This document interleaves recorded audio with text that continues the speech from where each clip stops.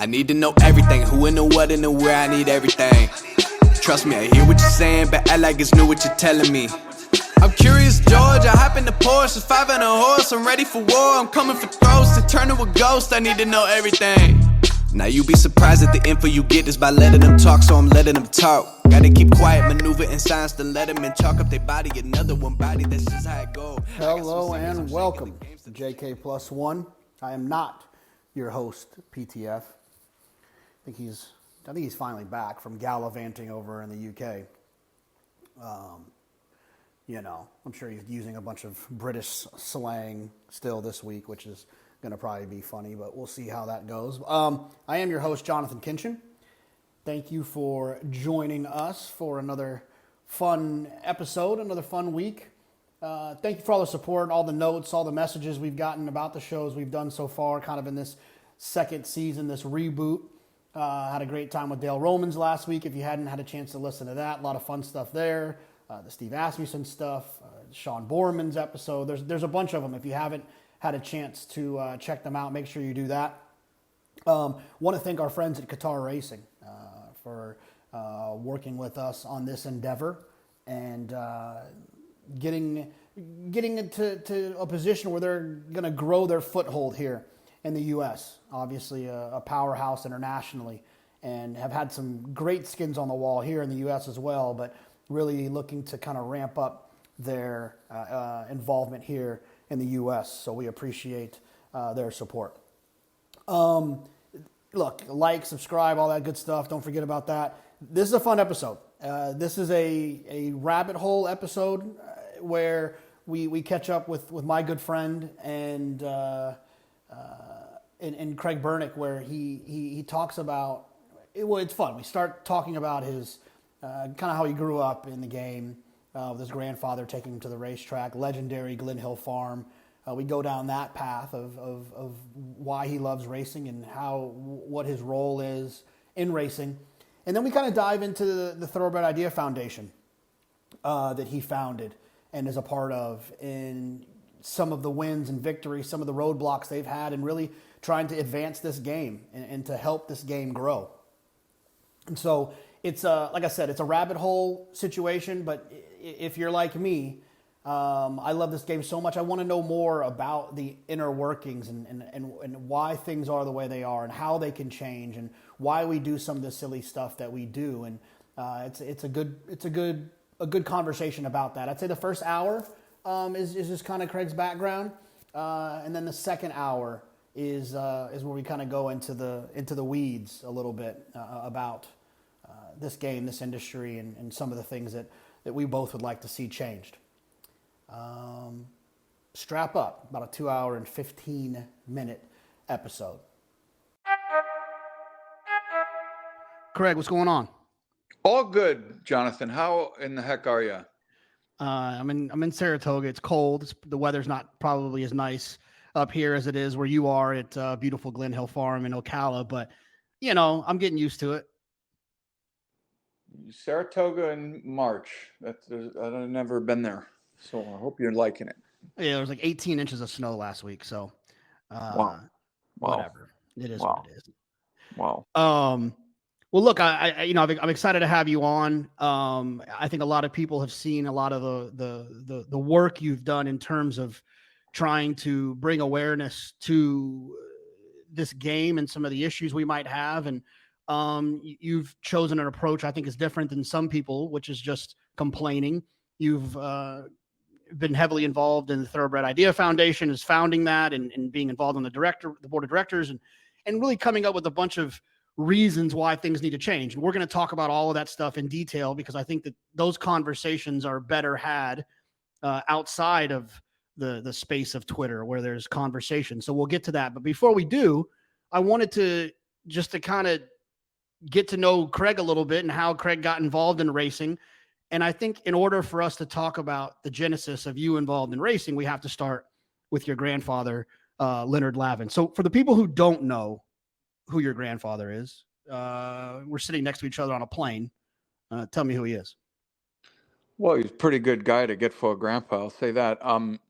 So I grew up outside Chicago in a town called River Forest. We had a business our family, my grandfather and grandmother started it in the 50s, that sold beauty products, consumer products all over the world. He started that business in the 50s. And when he became successful, his dream from the time he was a young kid, he always had grown up going to Arlington Park, Washington Park, Hawthorne, around Chicago. His dad and uncle would take him on a train down to the Derby every year. I think the first time he went was like in 1928. His dream was always to own horses. I think he'd fooled around a little bit when he was younger after the war. Like, I wouldn't think they knew the word syndication, but a bunch of buddies maybe bought a horse or two, like in the late 40s. And he just decided not to do it until he could afford it, if he ever could. So when he became successful, he hired a guy named Willard Proctor to train his horses. He was at Arlington Park at the time, and I think like 1966 or 67. And he bought the farm in Ocala and started racing horses, breeding horses. Raced a lot in Chicago and in Southern California. And I grew up, the business had been, I was born in 78. So they'd been going for sort of 10 or 12 years racing horses when I was born. And kind of from a very, very young age, we would go to our farm in Ocala, where I am now, for Thanksgiving, Christmas break, Easter. And then when the horses would run at Arlington or Hawthorne, my grandpa would always come pick me up, take me to the races, and I'd go spend a week or sometimes 2 weeks in Del Mar in the summer where we raced. So I was really immersed in horses kind of from a young age. And, my grandfather, he was a very successful business person, but his passion was horses. He always wanted to buy yearlings or breed horses. He never really bought any made horses. He had a great camaraderie with, the Proctor family, who, were our trainers and managed our farm. Willard Proctor trained the horses. Alan Proctor managed the farm. And then many years later, Willard's kids, Tom Proctor, who I'm sure most people have heard of, and Hap Proctor. So Tom, trained the horses, and Hap ran the farm. So I kind of just grew up in that situation, which was very much a hobby for our family, for my grandpa. He did as well as he could, but he never really had a business focus on it. He was really very much a sportsman. And I worked in the real world after college, but always wanted to do the horses. It was always my passion. I was really close with my grandpa, and I grew up not on a horse farm taking care of horses, but I grew up with essentially sales catalogs, learning pedigrees and racing forms, betting on horses.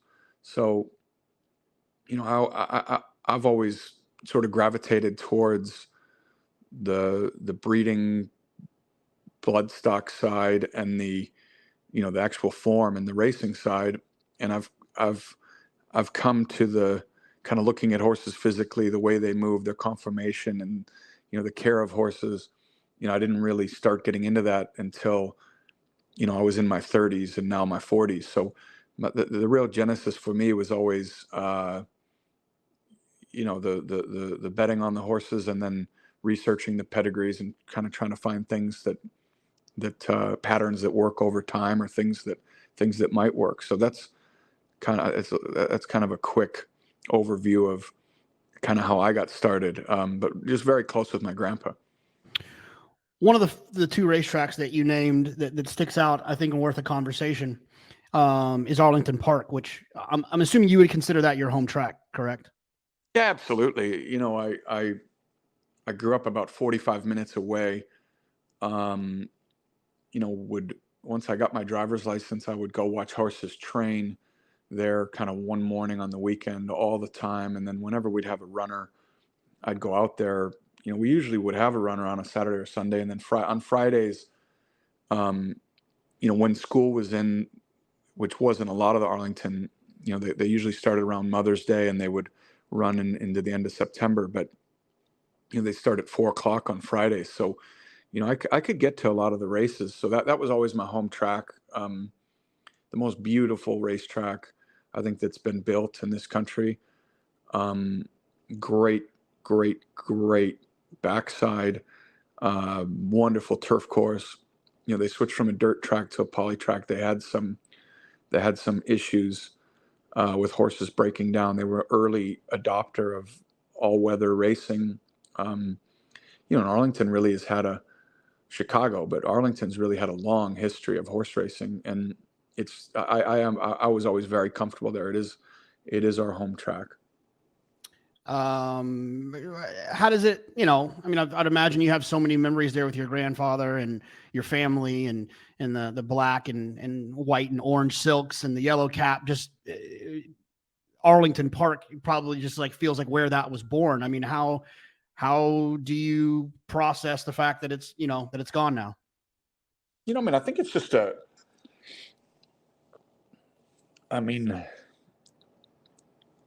it's a huge failure for our business and our industry to have sort of irreplaceable facilities in world-class cities that have a history of racing that continue to close. The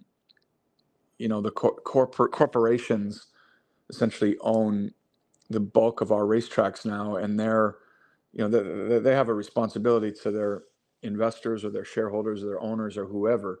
So you can't really blame the track management for doing what's in the best interest of their shareholders. But as an industry and as owners and breeders and fans and gamblers and so on, I really think that we've kind of let it happen to us.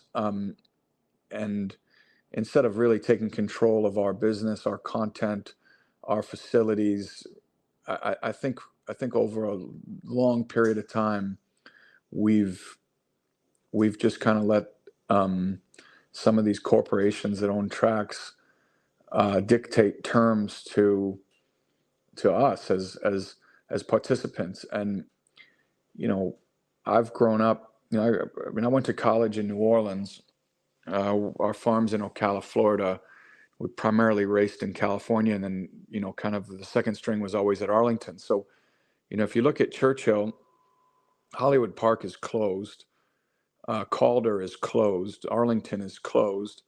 They have not put one bucket of paint on Fairgrounds since they bought the place. And they race a couple days a year at Churchill, which is really their priority. And if you see where they're investing in Colonial Downs because of the historical machines. They invest in Pennsylvania because of the casino. They've got the HHR machines at Turfway Park, and obviously they have the Derby and the Oaks, but places that have long histories of racing. I think Fairgrounds is the oldest racetrack in the country, even older than Saratoga, or the first horse race in America was in New Orleans. One or the other is correct. Arlington Park, Equipoise ran at Arlington Park. Buck Passer set the world record at Arlington Park. All the great racing at Hollywood Park. Those places are closed or on the way to being closed. And, we're prioritizing racing in places that, and we race in some of these places too, because we have to, but they're definitely just not as special. They don't really speak to you as a fan or as an owner. There's just something different about walking into a place with history, and you see horses on the walls that won important races there, and you see the places filled to grandstand. And I think we miss that, and it's really it's really unfortunate. And I think with Arlington, their past performances are usually a predictor of future results, and you had seen what they had done to other racetracks that were in areas where maybe the economic viability of development might have been better for them than horse racing. But as an industry, I really think more needed to be done, and in the future, definitely more needs to be done from a horseman and ownership side to make sure we really,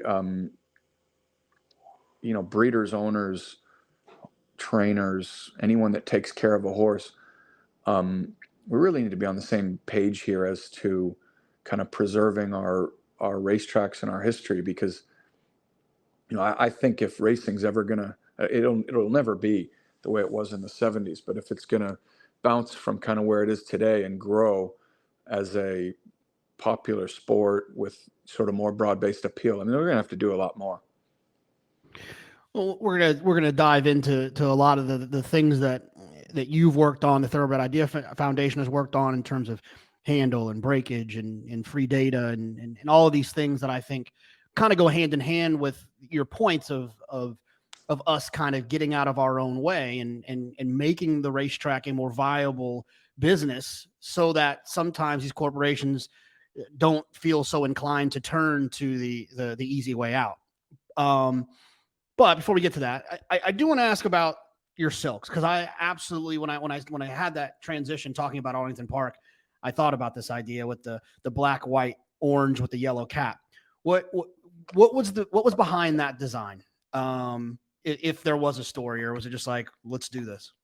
No, it's taken after the VO5 shampoo bottle. So if you've ever seen a bottle of the old VO5 logo, it was black with a V, and then the white with a gold cap on the bottle. So the Glen Hill silks are orange, black, and white with the hat. The hat is supposed to be gold, and if you can find a gold cap, it really touches it off great. But yellow is kind of what a lot of the ones have, and it still looks good.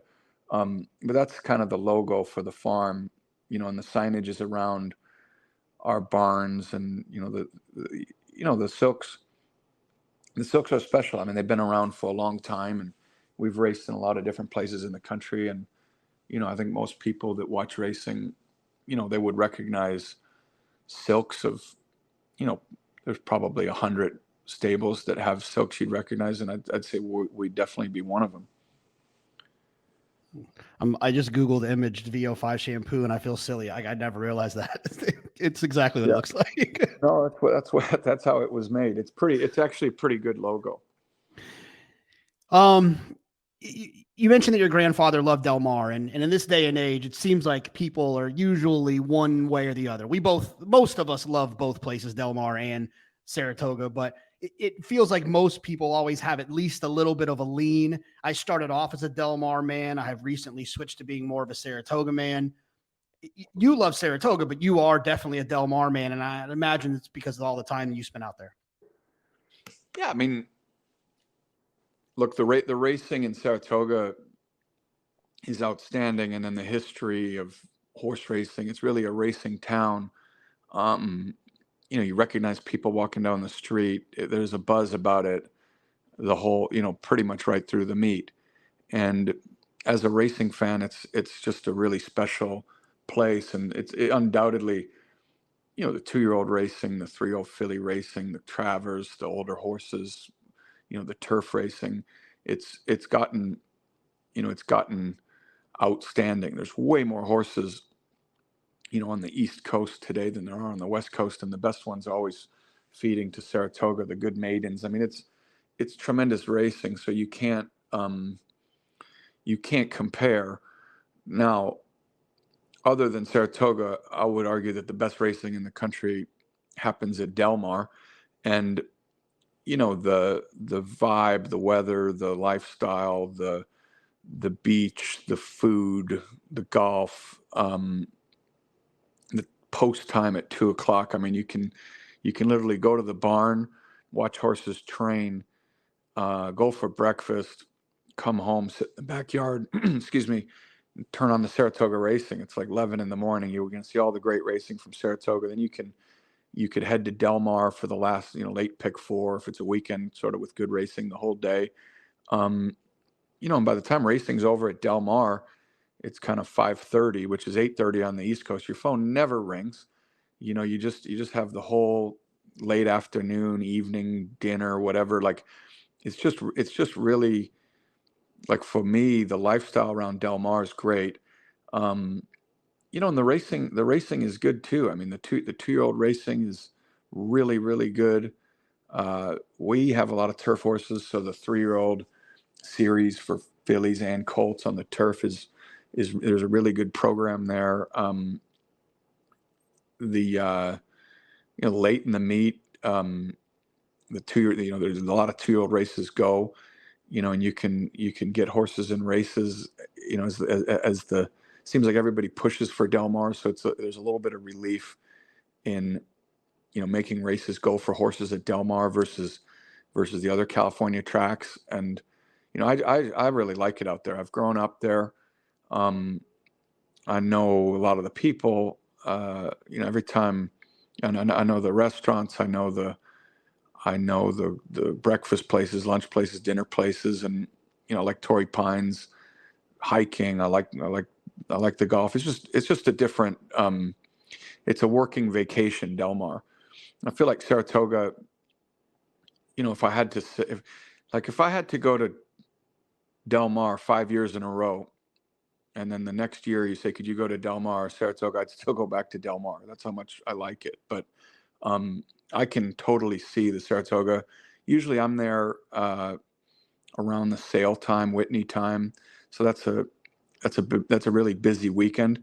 But for me, the best weekends in Saratoga, if I can get there, are when it's not Travers or Whitney weekend, and you just with the real hardcore race fans, and it's a little bit more of a routine. I think when the the Jockey Club stuff with the round table or the sale is there, it gets a little too hectic. But the quieter weeks in Saratoga for me would be what I would like. And look, every Saturday there's a good race at Saratoga, so anytime you go, you're going to see great horses run. So they're both great, but I prefer Del Mar, but I wouldn't argue that the racing's better.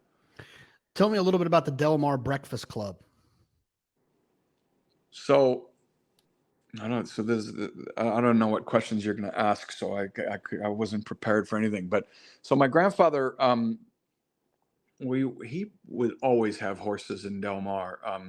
When Tom Proctor, he was divorced, so his kids were in Ocala, and he couldn't really be in two places. So he trained like kind of Churchill, Arlington, and then down to Florida in the winter, and was able to easily go back to Florida. But it was too much for him to have a California string too. So we wanted to keep horses in California. So we had horses with Patty Gallagher, who's a great guy. And Patty's barn is kind of in the pavilion at like the 7/8 pole. There's a lot of people stabled. It's on the front side, just past the end of the grandstand or the start of the grandstand, whichever way you want to look at it. But Mandela's there, Doug O'Neill's there, Simon Callahan is there, Danny Hendricks is there. And my grandpa would just kind of set up his picnic table. The Willifords, Rowe and Ward Williford would come. They had horses with Patty Gallagher. Rowe would bring like English muffins and a toaster. My grandpa would bring like a thermos of coffee, and they would sit there and basically serve breakfast for everybody that came by. Now, the bad part was, or it wasn't bad, but kind of the funny part was when Tom's kids got out of high school, he was able to go back to California. And that just kind of coincided with the time that we ended up having a bunch of good horses, and we became the leading owner in Del Mar for, I think, the 2011, 2012 season. So my grandpa was like 92 years old. So he couldn't get around, but he was still mentally sharp. But poor Patty Gallagher still had to put the picnic table out when we didn't have any horses with him. And we were winning races pretty much every week. But Patty was a good sport, and he still let him go there. And I saw Patty last night at the sushi restaurant in Ocala. He's still a great guy, good trainer. But a lot of people that have been to Del Mar have kind of swung through that breakfast club, and my grandpa would give him a lot of shit, forgive my language, but that's what he did. I mean, he was merciless. You give it to everybody, and it was just kind of funny. Everybody cracked up. It was good times. And he would pretty much till, I mean, he was 97 when he died. I mean, pretty much till he was 95, he was still going to that picnic table. I mean, he had probably 15 good years at that picnic table in front of the barn on the front side of Del Mar. How about the Degenerates Poker Group out there? So that was like his group of friends, that they would all kind of go to Del Mar for the summer. They would converge on Del Mar. So my grandpa always had a lot of business in California. We had, actually VO5 hairdressing started in Culver City, California. So he bought the business out there. We usually had a factory out there. At one point, they had a handbag company that was headquartered out there. Business blew up, but I half think he had that business so he could go see the horses train and then go check on the business. I mean, we joke about it, but he had it for a few years. But they'd go to Del Mar. There was always an Alberto Culver board meeting on a Thursday, and he'd go out on Thursday after the meeting. So they'd miss opening day, but kind of every Thursday night for the whole meet, they'd play Texas Hold'em, and it was a good group. Bob Strauss, he was chairman at Del Mar, but he was like the first U.S. ambassador to Russia when the Soviet Union broke up. He was the head of the Democratic National Committee. He played in the game. Like Buzzy Bavasi took the Brooklyn Dodgers to L.A. He played in the game. Mitch Boych was like a big coal mine guy. Sam Susser played. Sid Craig played. George Struger played for the Rams. He was a big gambler. He played. So all these guys played poker. So when I would go to California, I would still go in high school, college, just spend a week because I love Del Mar, but I would always go out for dinner with them, and they kind of took me under their wing because there was somebody in their 20s that actually wanted to hang out with a bunch of 80-year-olds. Not a lot, but once in a while. But what was funny, they're not funny, but as they started getting older and dying, I got kind of drafted into this poker game. So it was always like a $10,000 buy-in, no limit hold'em game. And we switched from Del Mar Country Club after Alan Paulson played too. So we always played at Del Mar Country Clubs. After Alan Paulson died, Madeline wouldn't let us play at the country club anymore. She was kind of that way. But we moved to Jenny Craig's house. So I got drafted into the game. Way too big a stakes for me. But John Brody, he had played in the NFL and played in the U.S. Open golf. He's like the only guy that I think ever played quarterback in the NFL and qualified for the U.S. Open. He played too.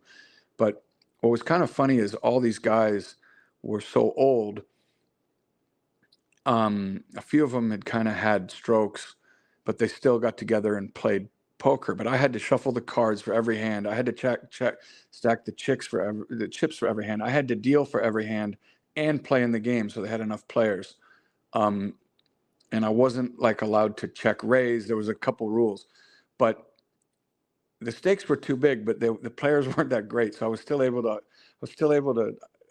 do well in the game. I never made a ton of money, but it was still they just needed the player. They all had so much money. They just needed bodies. It was kind of fun. And one time Brad Weisbord played with us. I think we were on a bachelor party for somebody, and my grandpa told me I needed to bring somebody. So I brought Brad, and he had like $1,000. And when he heard he had to play for 10,000, he got really scared. So we'd always play like on Fridays because it got too late on Thursdays. They all had to go to bed early, but we'd play on Fridays, and you'd play for 2 hours, and then you'd have lunch. Jenny lived like right on the beach in Del Mar, like literally right on the beach, and then you play for an hour after lunch. And I think Brad was up like $6,000 at lunch, and he was trying to leave, and I wouldn't let him leave. And he was starting to give his money back, so he was just folding every hand, and I wouldn't let him do it. He still won a little money, but I wasn't going to let him win $6,000 against all those people. So he still won enough to pay for, I think, dinner that night and some drinks. But you couldn't be in your 30s and play with a bunch of 90-year-olds and take their money. That wouldn't have been fair. So I know he had the inclination to do it, but I wouldn't let him. One dreamer in 1994, Breeders' Cup. How much money did you walk away with? Well, never enough when they win and pay that kind of money. But the funny story about that was I won about 10 grand.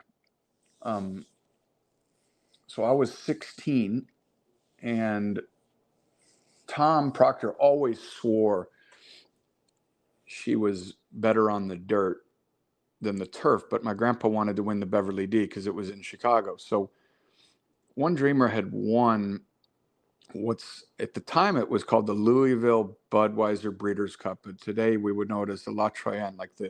It was an undercard race, Derby or Oaks Day, and at the time it was a Grade 2. Now it's a Grade 1, but the best horses, kind of in the Midwest ran, and she won that race like really, really well. And then we just shipped her up to Arlington, and we ran in the prep races for the Beverly D, which she won, and then she ran like 4th in the Beverly D. If the Beverly D was a mile and an eighth, she probably would have won, but it was a mile and 3/16, and she kind of gave it up the last 50 yards. But she ran well. And then he took her to dueling grounds at the time, and she didn't run a jump, but she didn't handle the turf. And like he said, you almost could have run her the next day. Like she just galloped around there. So when she ran on the dirt at Churchill, she really hadn't run all year on the dirt except for Derby Day. And it was like one of those Breeders' Cup races where at least, I'm not sure Hollywood Wildcat, Sky Beauty, and Heavenly Prize are all in the Hall of Fame, but I think they might be. So they all ran. And then there were a few other really good horses. So we didn't have a shot compared to everybody. But the horse like Churchill, and, she almost won the Beverly D, like against Hatuf and Flawlessly. So she's definitely a high-class horse. But she ended up paying $96, and ran around there and won on the lead. And it was a race that Alberto Culver sponsored. So, somebody that worked for Alberto Culver gave the trophy to my grandpa, which was pretty funny. But the best story is on the flight home, we were on my grandparents' plane, and my grandmother, she said to me, like, how much did you bet? And I go, Grandma, I don't want to tell you. She goes, well, how much did you win? And I said, well, I had like 100 across the board. So I won $10,000. So she goes, well, here, give me $9,000. I said, well, no. She goes, no, just give me $9,000. And I just have a feeling your mom isn't going to let you keep the money. So when we go to Thanksgiving in 3 weeks, I'll just give you the money. She won't know you have it because we go to Thanksgiving at the farm. So I said, okay. So when we come off the plane, my mom didn't think the horse had a chance to win. And she had like a sales meeting the next day that she was on Monday that she was running. So she was preparing for it and watched the race on TV. So she got off the plane. She gave my grandpa a hug. She gave my grandma a hug. And with me, she just said, how much money did you win? I said, oh, I just had $20 to win, which would have paid like $960. And she says, that's way too much money for a 16-year-old to have. She goes, but I'll let you keep it. And I said, okay. So then, so like 3 weeks later at Thanksgiving, my grandma just handed me the money in an envelope, like when I was at the farm one day, and I had money for basically the rest of high school and first year of college. It was pretty good. Oh, that's good teamwork. Yeah, it was good. Of all the greats, I'm sure you've got some new ones, some old ones. Who are the ones that really stick out to you? Glen Hill Farm horses that just, make you smile when you think about them, give you goosebumps. I'm sure that One Dreamer's one of them. What a memory that is when you're so young. But who are some of the other ones? I wish we had some more like top horses. Like if our stable, if I say we had to pat ourselves on the back, I think we do get a lot out of the horses and keep them sound and keep them around. And I think we get a ton of pleasure out of winning races and winning graded stakes. But I think a lot of people, it's sort of grade 1 or nothing. And if you point your horses to grade 1 or nothing, you probably will win more grade 1s, but you probably have less good horses, or less pretty good horses. And since we breed a lot from our own families, it's really important for horses to win races and get black type and so on and so forth. So, Marketing Mix and Band for me were two great horses. I took over the farm in 2008 and I hired Donato Lanni to help us buy yearlings, kind of after the 2008 yearling sale. So the first crop we bought was in 2009. And both those horses came out of that crop. So it was a lot for me, kind of starting out, taking over the farm, hiring somebody new, kind of buying the horses at the sales, putting them in our program. They were both really good horses. Band was a very good horse. He won, like when he won the American Turf at Churchill, I think it was like a 12-horse field, and he won by, I think, 8 or 10 lengths. Like I haven't seen a horse run like that. I know it wasn't a grade 1, but run like that and win by that far on a stage like that in a long time. He came back and he won another stake at Churchill. We tried to run him, in the Secretariat, but he was more of a miler than a 1.25 mile horse. And then he won. He ended up 3rd in the Secretariat. He ran well, but as a miler, he was a freak. And then he won the Del Mar Derby. So I think he was like 6 for 10. He got beat in the Breeders' Cup at 2. Probably wasn't. He'd won his maidens and his allowance race so easily. Probably was a little short going in the Breeders' Cup. And Joel moved a little early. I think he'd have won that. He was a freak. But then he broke down at Santa Anita on the turf course. I think he worked in like 51 seconds. Just first work after the Del Mar Derby. Couldn't have gone better. Couldn't have gone easier. Garrett Gomez was riding him.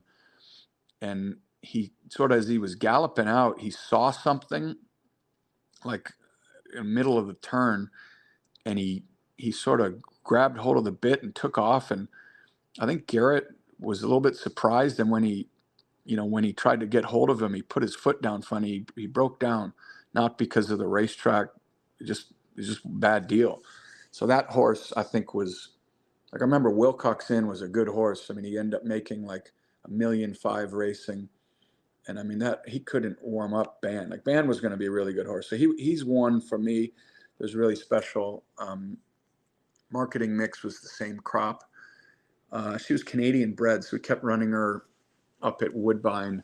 She got beat in the Woodbine Oaks. She got beat in the next Triple Crown race. I can't remember the name of it, but we finally put her on the grass in the Wonderwear Stakes, which is like the 3rd race of the Canadian bred filly thing.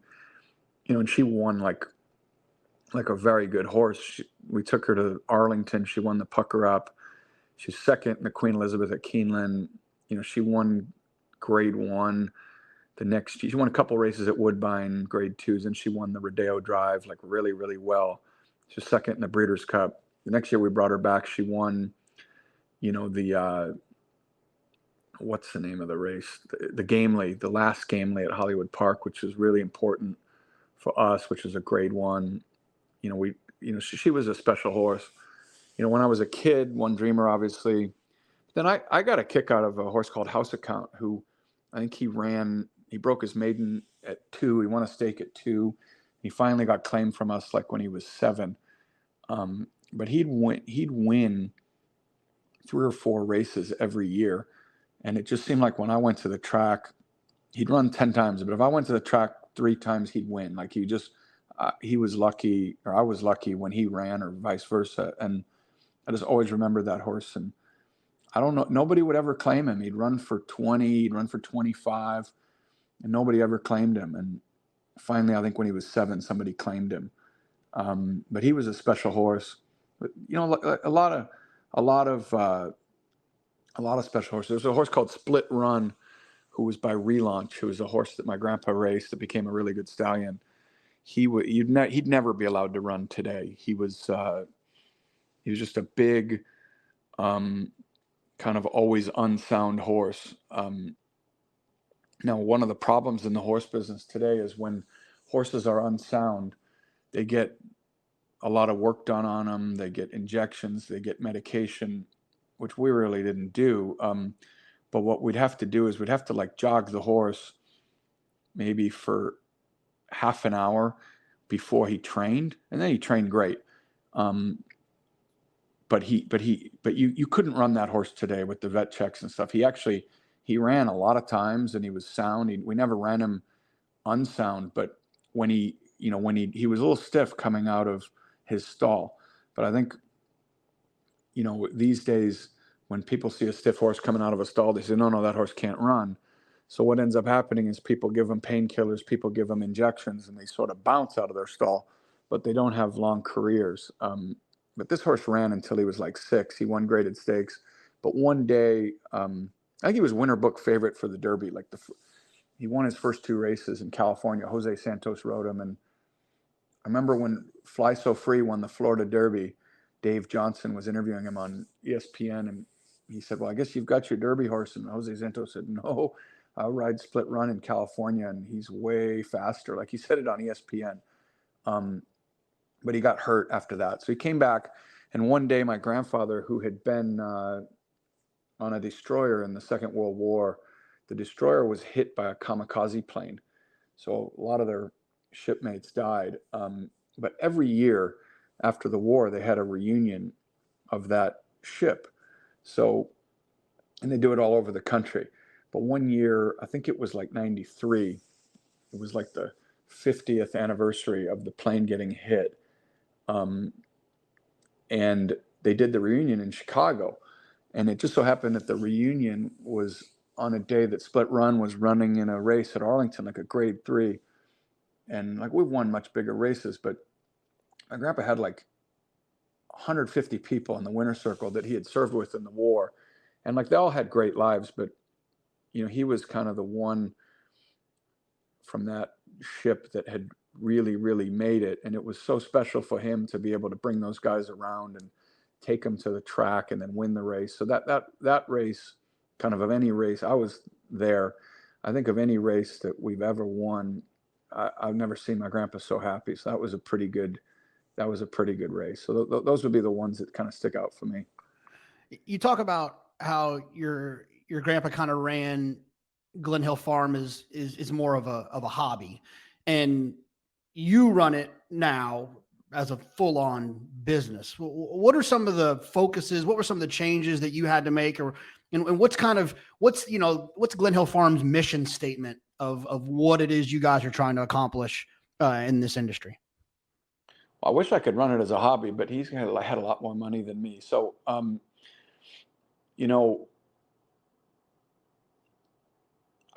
was 30, and I always wanted to do this business, and I convinced my mom to help me convince my grandpa to take over the business kind of when he was still alive, so that we could spend more of the money that was his, which we did, and I could learn from him, which I did, and actually spend some time, because obviously nobody lives forever. So that was kind of how I convinced the family to do it.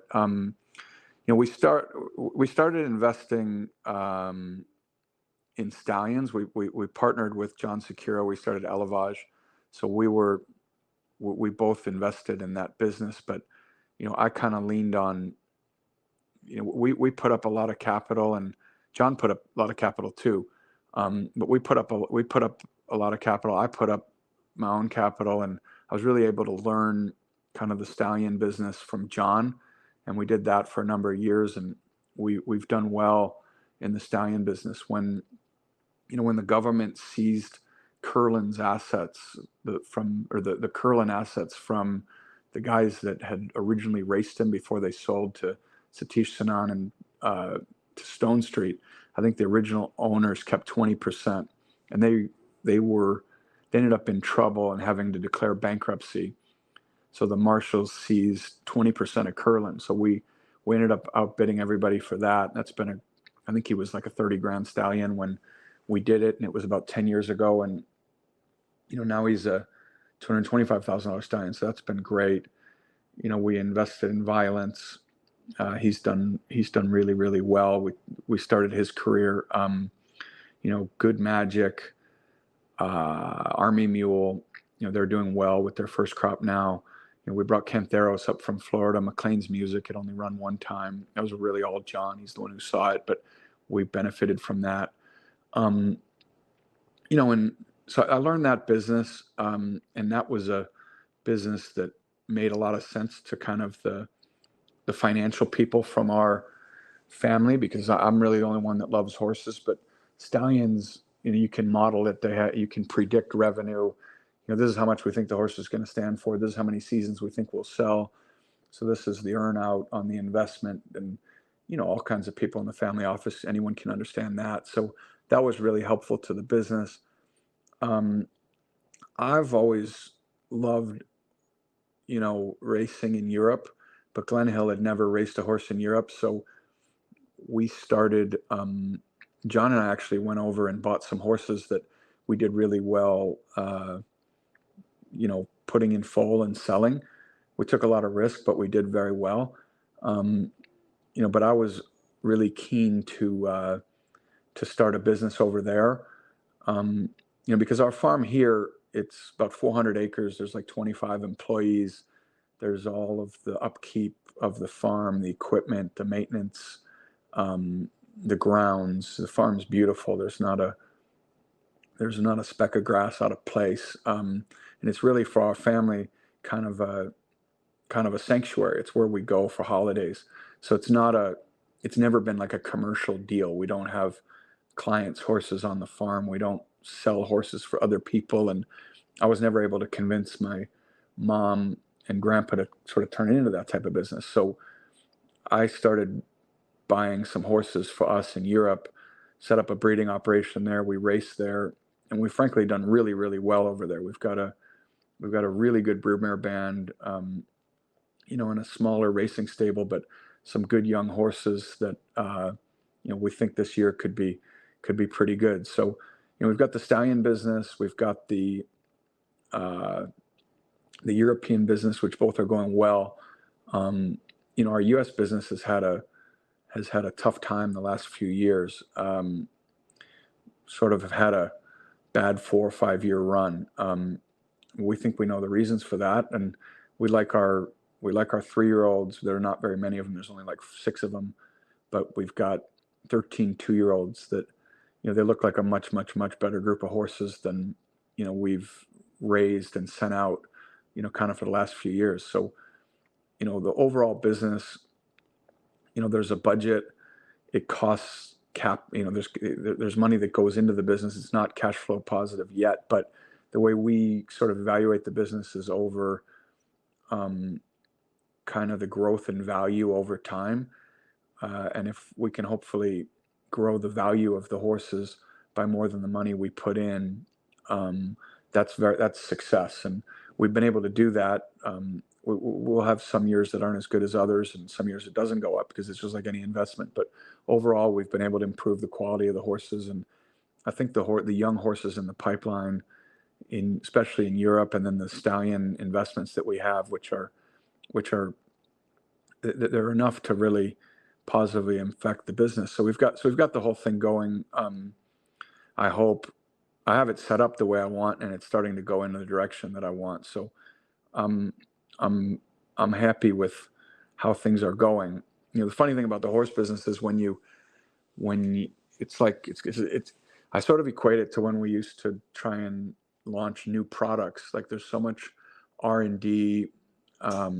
You've got to get the formula right. You've got to get the fragrance right. You've got to get the marketing right. You've got to get the price point right. You got to make sure that the stores accept it. You got to turn the advertising commercial on, and then you got to hope that the consumers like your product. But a lot of times they don't. So when they don't, it's today, but all the work that you put in sometimes was 3 or 4 years ago. And, with horses, it's very similar. Like since we were mostly race homebreds, Curlin's the best stallion. I mean, he's literally gets more Grade 1 winners than anybody, but we've produced so many turf mares. So our best mares were turf. And as I've bred them to Curlin, they haven't produced the top class horses, but I know that now, but we've sort of spent 4 or 5 years trying to do it. So the young horses we have now, the ones by Curlin, are kind of out of dirt mares, and our turf mares are now being bred to horses that get turf horses. So, when you see the results on the track, we usually know when we have bad horses, but we're still hoping they win. But, you really have to look back at the decisions you made 3 or 4 years ago and figure out what happened and kind of the process that you used, and try to make it better now, so that things we do now really pay off in 2, 3, 4 years time. So that's kind of how we run it. It was a no-brainer though, right? To try to do that with your interest in curling and having all of these unbelievably well-bred mares. Like, didn't you like have to take that chance to see if it would work? Yeah. And honestly, we had a curling, there was a mare that we had, Tom trained for a lady named Barbara Hunter. And she had a really good mare called Moto Kicks, a Stormcat mare. And he raced a horse called Kirtana, who was by Johar, that she made $1 million and never won anything over a grade 3. Like, she was a really good horse. She ended up, she shouldn't have won the Breeders' Cup, but she almost won it. She was third behind Shared Account in Midday. But I mean, she got beat a neck for the whole thing. She was a really good horse by Johar. I don't think Johar ever had a runner besides her. And then her sister was called Snowtop Mountain, who won a lot of stakes as well, and she was grade 1 placed. I think she made 600,000 or 700,000 racing, and she was by a horse called Narjran, who I think she had one good horse, Wasted Tears, who was Cornish's mother. But I mean, this is like a 2% stakes winner stallion, like 2 really bad stallions that had good horses. So when Mrs. Hunter died, her family sold Kirtana and Snowtop Mountain publicly. I think they both made $1 million at Keeneland January. But I ended up buying, actually Shannon Arvin, who's head of Keeneland now, was in charge of Mrs. Hunter's estate. And Tony Lacey, who's the head of sales at Keeneland, was her advisor. I think that's how Shannon and Tony know each other a long time. But I ended up buying for the farm all the rest of Mrs. Hunter's horses. I think there were like 11 horses. So they had bred this mare to Curlin.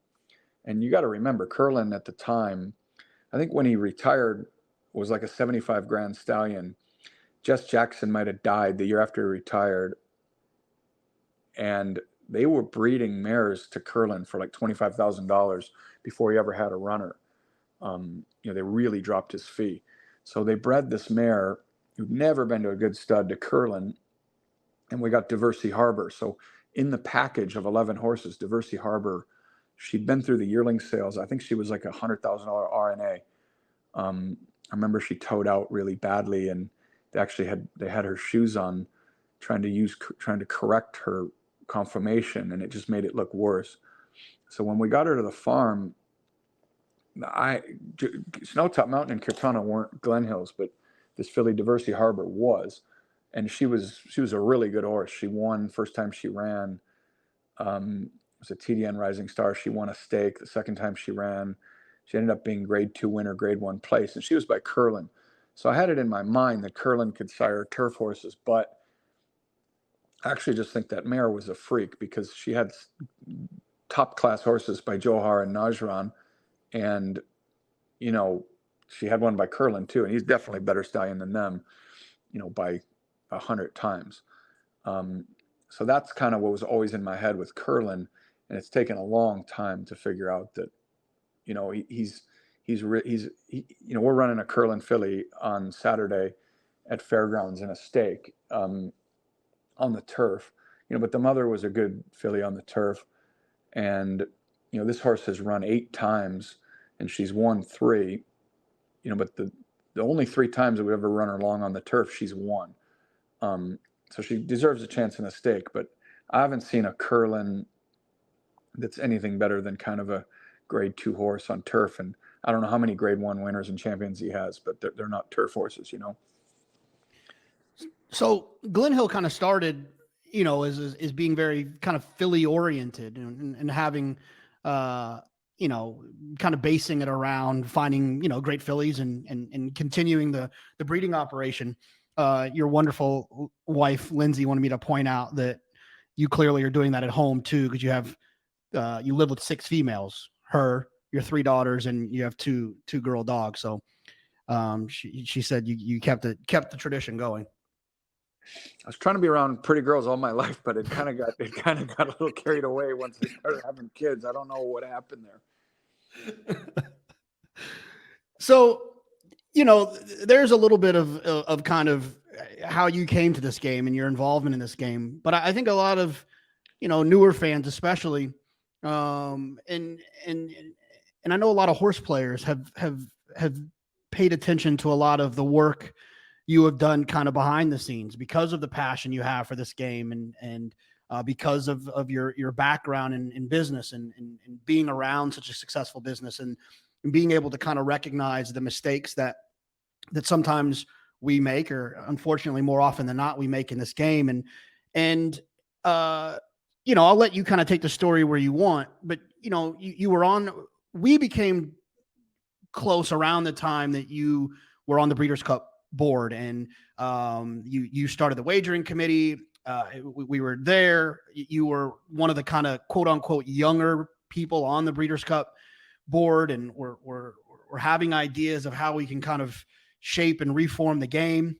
You were no longer on the board, and then you decided to start the Thoroughbred Idea Foundation. I'll let you take it where you want to take it into this conversation about some of the initiatives and some of the ideas that you guys are working on at the Thoroughbred Idea Foundation. Honestly, I mean, I have a different background than most people in the horse business. I grew up around the business, and I'm not a self-made person. Thankfully, my parents and grandparents came before me. So I think a lot of people that come to the business, they grew up in it.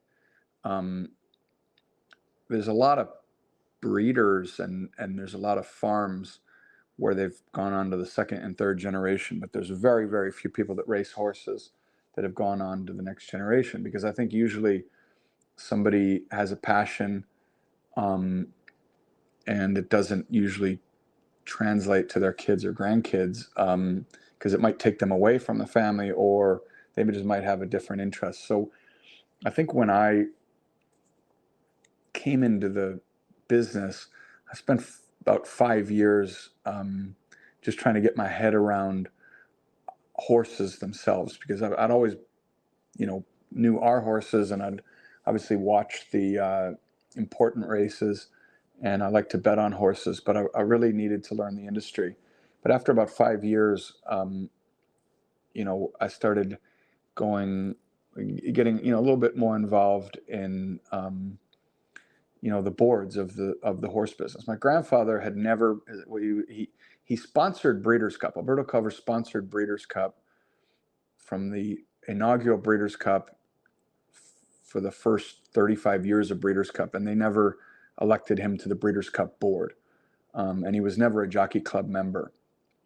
He did get the Eclipse Award of Merit, so he was really highly thought of in the business, but he was never an insider in the business. And I don't really understand why, but he wasn't. He wasn't really commercially active. He'd buy horses now and then, he'd sell horses now and then, but generally he raced his own horses by his own stallions from his own families, really old school, and I started getting involved. The McKinsey study that came out like in 2011, so I think the first time the Jockey Club hired McKinsey, it said, the thing that has always stuck out to me in that study, and the thing was like 80 pages and they covered a lot of ground, but the thing that stuck out for me was that only 50% of people that are fans of horse racing would suggest their friends and family become fans of horse racing. And when you compare that to other sports, they were all up in the 90s. And then when you looked at the average age of horse racing fans, ours were, I think, 70, and other fans were in their 30s and 40s. And then when you looked at participants of horse racing, they wouldn't really recommend it to their kids either. And I thought that was the most glaring issue for our business, because we've got an aging consumer. It's seen as an old sport, and even our participants and our fans were recommending racing to the next generation way less than they did in any other sport. And I grew up in Chicago, and there were 2 or 3 people that kind of would come to the OTB at Maywood Park with me occasionally, but none of them, got that into horse racing. And then, when I started in my career and started making friends. I brought a lot of them, to the races. I brought them to the Derby. I bring 8 people to the Derby every year from like the time I was 24, and still do basically. And very few of them, sort of said, I want to buy a horse, or how do I get involved in this? So I knew we had a problem, because I would show people it's pretty good. Like we put on a pretty good Derby. We can get into the restaurants. We usually have a sprinter van. Bring like local celebrities like you around to show people how to bet. So, even still, like, yeah, they have a great time, they have a great weekend, but they're not like, when's the horse sale, So, or, they're not calling me the next Saturday or 2 weeks later saying, who are we betting in the Preakness? So I knew we had a problem. So when I started joining boards in the business, I have a sales and marketing background that's always, the consumer is always right. Okay. Like if you launch a product and the product is successful, it's because the consumers accept it. They accept it at its price point. They accept it versus all the other products in its category. And, you have a business. And if they don't, you definitely have something wrong.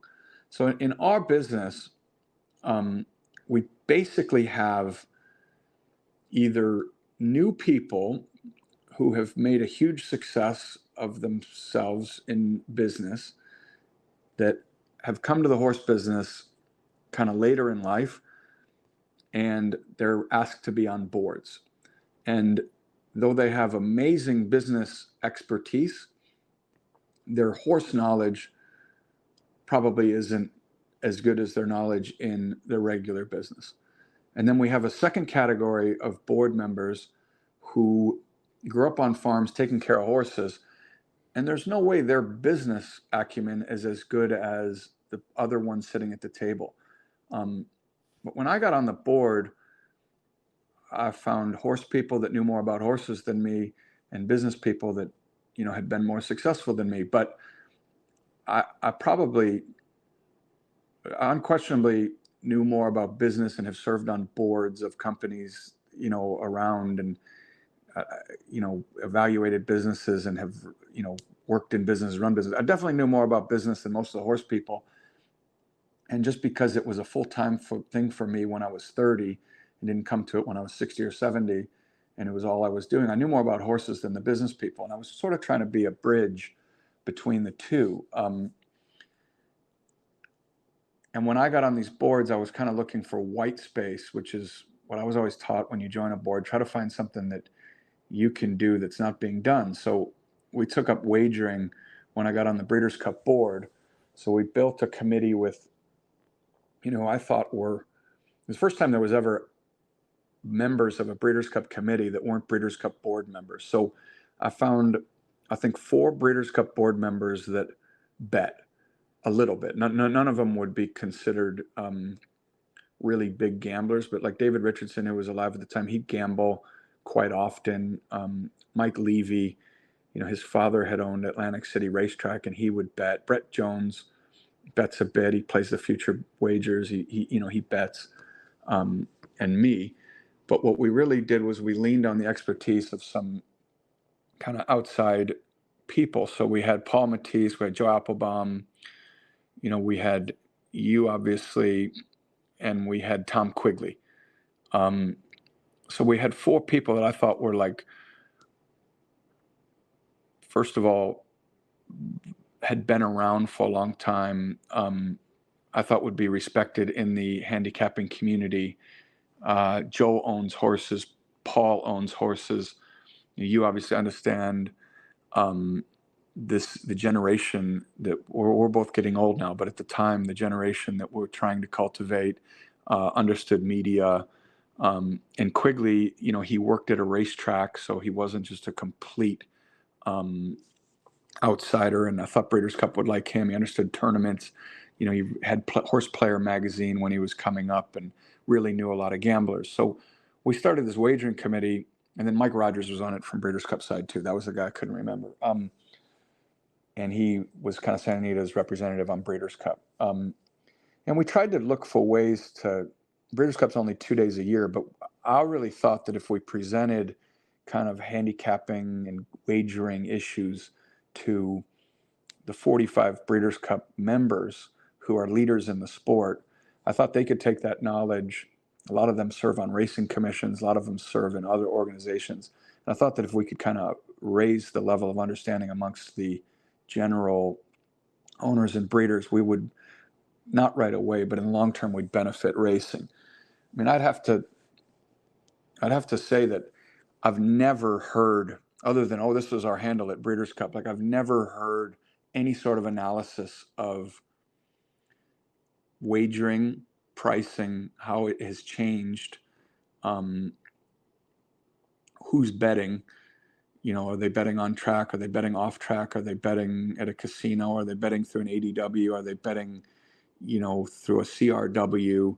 You know, there's so little understanding of gambling, wagering, and there's so little understanding of how that wagering actually affects the business from purses amongst leadership in our industry, owners and breeders. It's shocking. And when I was on the boards, I thought I was always polite, but I always tried to bring up some of the wagering issues because our consumer, who is the wagering customer, you know, is really the person that funds our sport. You either race for purses or you work at a racetrack. So anybody that takes care of a horse ultimately, or invests in a horse, or has a farm, or has stallions, or pinhooks, or races horses, is a veterinarian, is a blacksmith, is a jockey, works on the backside, drives a van, sells horses, whatever. You should be a lot more in tune with the sort of wagering trends and how the wagering affects our revenue in the horse business than we are. And if you work on the racetrack side, you know, I know a lot of these people they love horse racing too, but their bosses are kind of gaming executives or casino executives and people investing in those businesses. But you know, we really have never done a good enough job of really reporting on our wagering issues and kind of our handle. So a few of us got voted out of Breeders' Cup, and you know, they voted us out. So generally the people that got voted out of Breeders' Cup were much more progressive than the people that stayed in, and the people that were elected in our place. Generally, they kept people with horse knowledge. There's a few that, like Gavin Murphy and Barbara Banke, obviously have had tremendous careers outside, but generally they sort of voted in people who are from Kentucky that, you know, have horse expertise, which is fine. But they kind of voted out people that were looking to, I mean, they voted out innovation and wagering essentially. So they kind of voted out people that were more outward looking, the way I looked at it. But obviously I lost. So, you know, that's my story, but there's another side of the story too. But this is my JK +1, not theirs. So I'll tell that story. So, you know, when that happened, I thought that, you know, generally the boards, there's been this, my whole career, which is only 15 years, but it had started way before I got in. My whole career, there's been a war between sort of Jockey Club and Breeders' Cup type owners and rank and file horsemen over regulation, over medication, over integrity. And I think everybody wants what's best for the sport. But they find it's like politics. They find way more at fault with the other side. And that's what they really rally behind, rather than trying to find ways to really grow our business, grow our revenue, grow our popularity, and so on and so forth. So when we started the Idea Foundation, I asked, and everyone said yes that I asked, but I asked a bunch of people to be on the board who were not new owners but had a major stake in the business. And we decided that we would not ever discuss what we called third rail issues. So we wouldn't discuss HISA, we wouldn't discuss LASIX, we wouldn't discuss whips, because there's so many organizations that already exist. Like, they make fun of the alphabet soup, but there's Breeders' Cup, there's Jockey Club, there's TOBA, there's NTRA, there's race, there RMTC, ROAP, ARCI.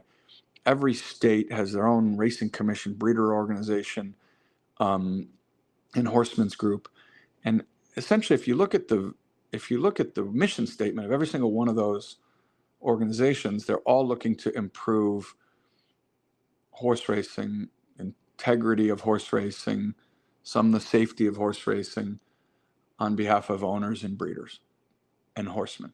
Like literally 40 organizations have ostensibly the same mission statement.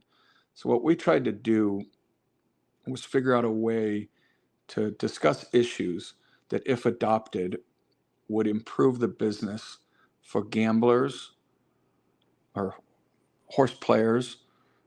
Gamblers is a bad word sometimes, but horse players and owners. So I am both, right? So I probably, and there's a lot of horse players that own horses, and there's a lot of owners that play horses. And I'd definitely be more of an owner that plays horses than the other side. But Paul Matisse owns horses, and Jack Wolf really gambles. So we look for people that did both, and had an understanding of both, and we look for ways that if we could adopt the issues, if we could adopt the ideas that we advocate for, would improve the business. And we purposefully put people on the board that weren't all coming from one place, so that we would just have agreement in the boardroom and say what we wanted to do. So like Corey Johnson at the time owned Kentucky Downs, so he could really give the racetrack perspective.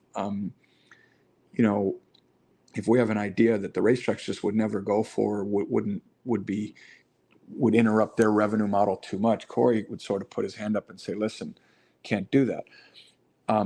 So every idea that we ever advocated for, and all the white papers that we wrote, and we stopped writing them because we thought it was better to try to advocate and lobby for the ideas that we have rather than keep making new ones. But they all were read and accepted by everybody on the board. And there was a lot of discussion, and a lot of sections changed that weren't quite as radical as some people thought they could have been or should have been. So a lot of times when we sent a white paper out, it was something that we thought could have been accepted from all parties, not just like what gamblers would do if they were in charge, because obviously, that's be unfeasible when it gets to the industry. So, Pat Cummings, who we were so fortunate to hire, he's had a great career, and he could have his own podcast and you could take him through it. But basically, he was running public affairs for the Hong Kong Jockey Club. His contract was up. He would have to renew it in the same job, which nobody had ever done before. So he did a great job, but he was ready to come home. And I tried to get him a job at Breeders' Cup, and they thought he was great, but they didn't have a specific role for him. So when we started this organization, we hired him, and everybody said, "How did you get him?" I said, "Well, it's like if you ever want to buy a horse, or if you ever, I'm thank God married now, but if you ever wanted to ask a girl on a date, you just have to ask. Like, a lot of people just sit around looking." And I said, "Pat, this is what I want to do." And he said, "Great, I'll come and help you." So Pat came on. So Pat was really passionate about the rules, the interference rules, the category 1 versus 2, because he'd worked in Hong Kong and he'd really understood racing around the world.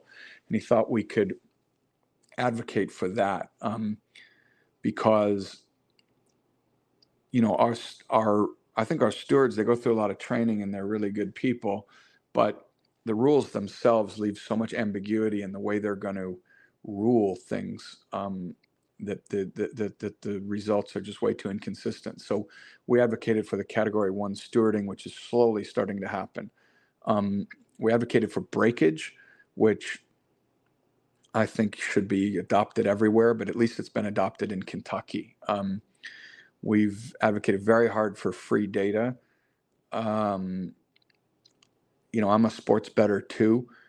And, I think horse racing, which started out as a gambling monopoly, literally the only legal form of gambling, then the only legal form of internet gambling, now is faced with competition, where everybody with a phone in, like, whatever it is, 36 states, can bet on a sporting event that they grew up playing in gym class or in their backyard. And we're trying to teach horse racing to people, which is a much more complicated game.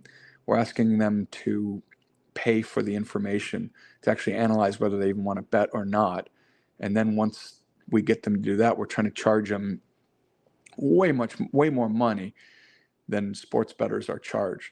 So we've really advocated for positioning our sport so that it's competitive for new players, and anything that we achieve is going to be a benefit to existing players too.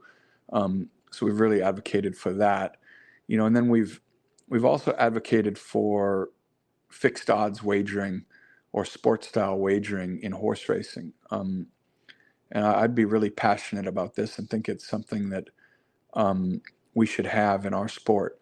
I don't think most people know, and definitely people that own horses and serve on boards don't know, but I think the win, place, and show daily double and exacta wagering, or win, place, and show daily double and exacta wagering, I think is only 1/3 of all the handle in our country. And win betting would be about 10%, I think. I might be wrong, but I think it's about 10% of the betting in our country.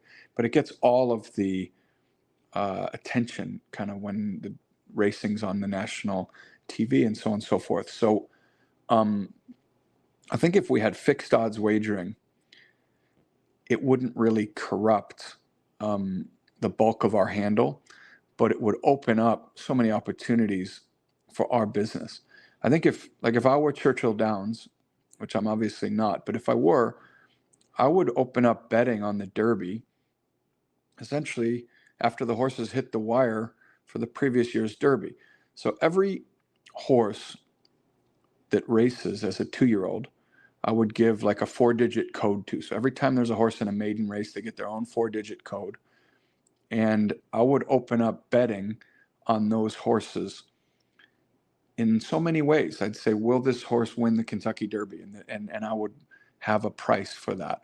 Will this horse make the Kentucky Derby field? I would have a price for that. Once the points system starts, with the Derby points, I would say, what is the over/under on on the points that these horses are going to earn on the road to the Kentucky Derby? And obviously, you have risk management in the back room that changes that based on the horse's ability and how much money is being bet, just like any book.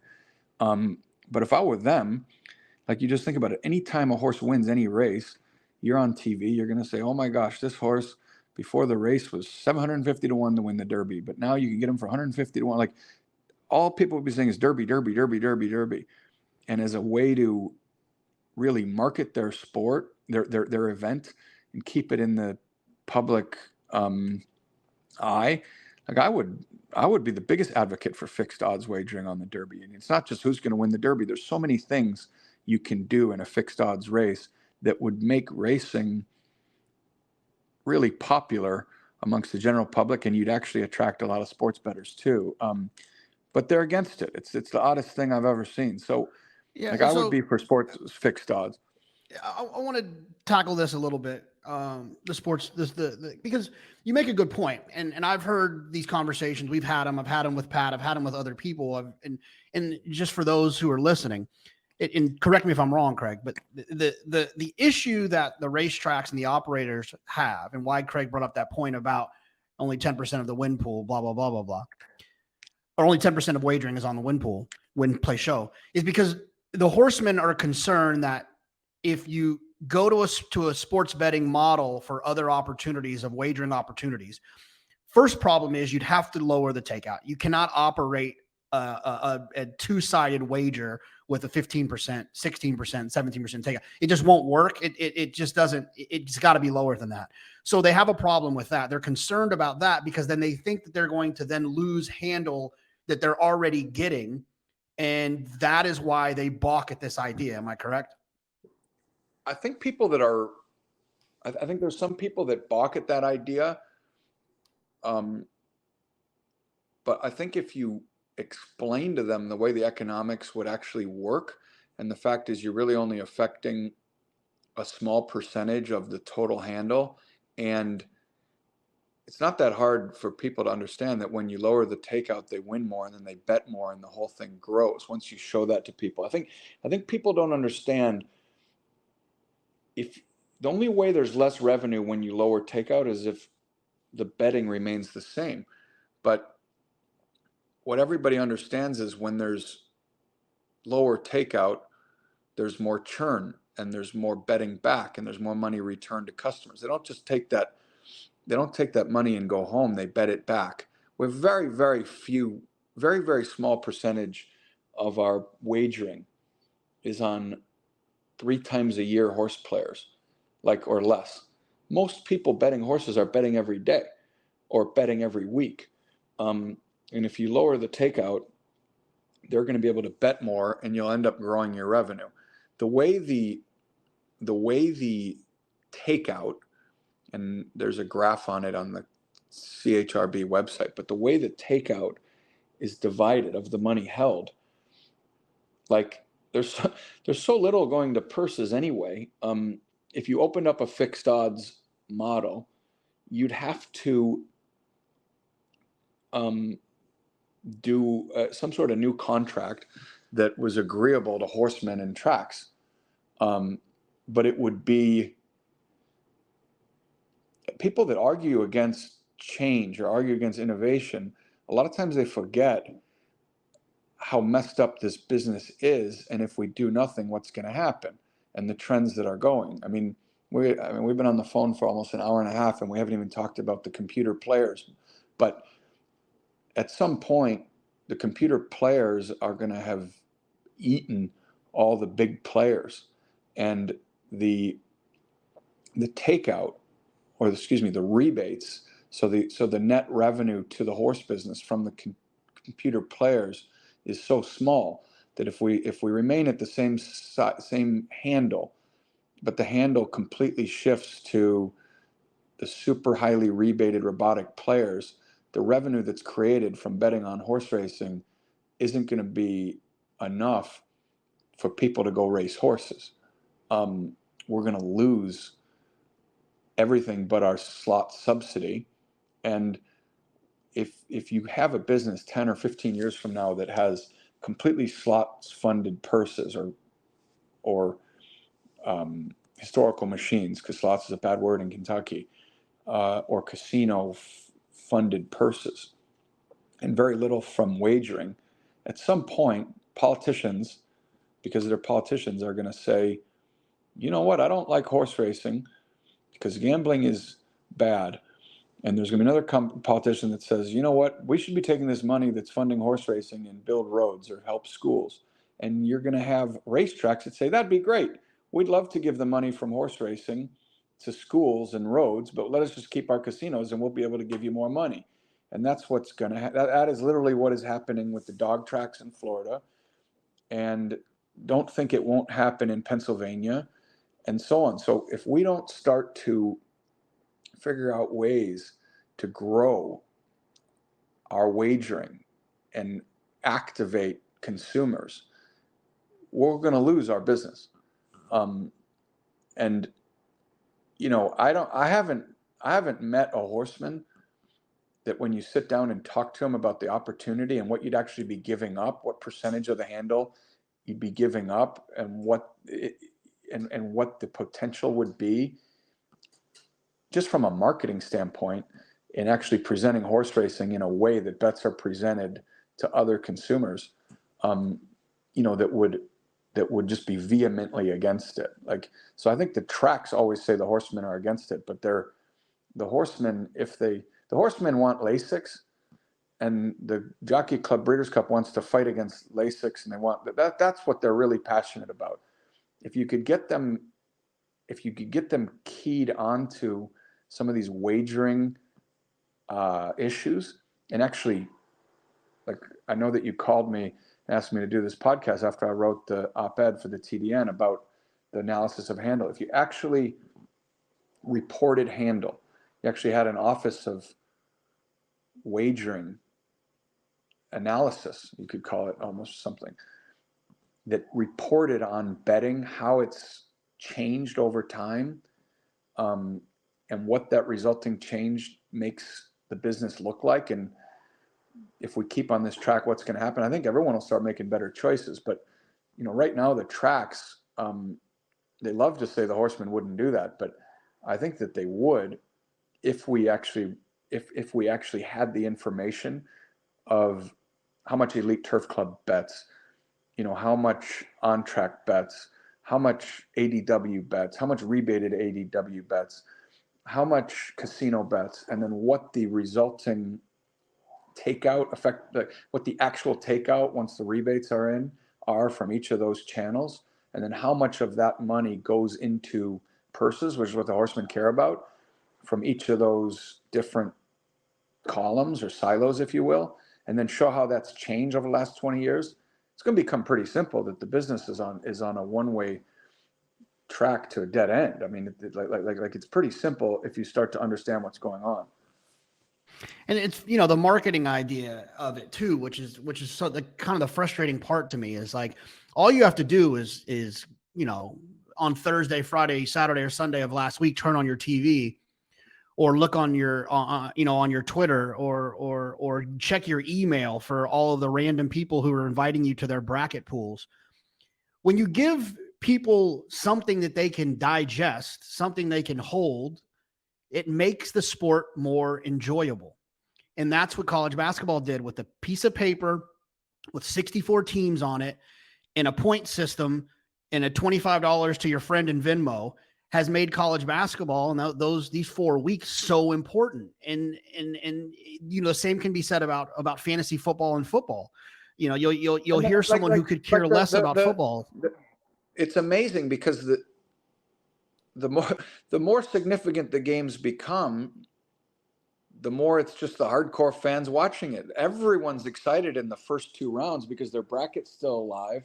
That's when everyone's tweeting about it. That's when, it's the opposite of let's just watch the Kentucky Derby. Like the random games, 12 versus 5, and did you pick an upset and what's it like those games they've made games between 2 supposedly not that great of teams become so crucial because of exactly what you say. And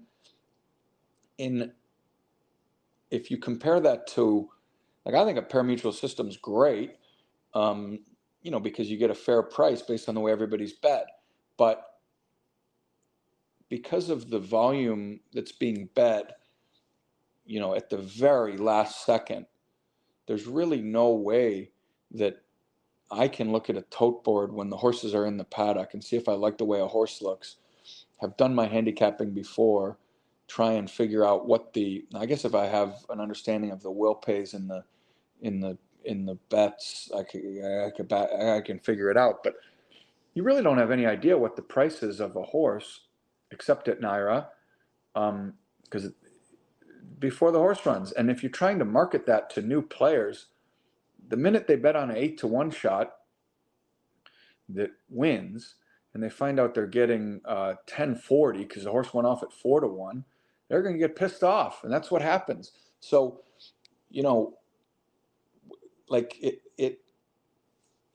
if you're trying to think about how to present a business to people that might like it, I understand the handicapping puzzle, and I understand that it's really, really, really attractive to smart people, and it will continue to be so.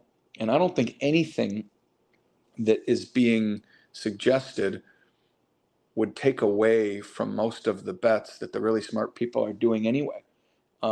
Most people that are arguing against fixed odds, kind of in the Twitterverse, are arguing for a perfect parimutuel system with great takeout, which that's the first thing I want too. I mean, if you could get that, you wouldn't need a fixed odds. But just like I said with the TIF, there's no way anyone, even though they should, every bet should be 10% takeout in every pool, and the business would probably handle $50 billion a year.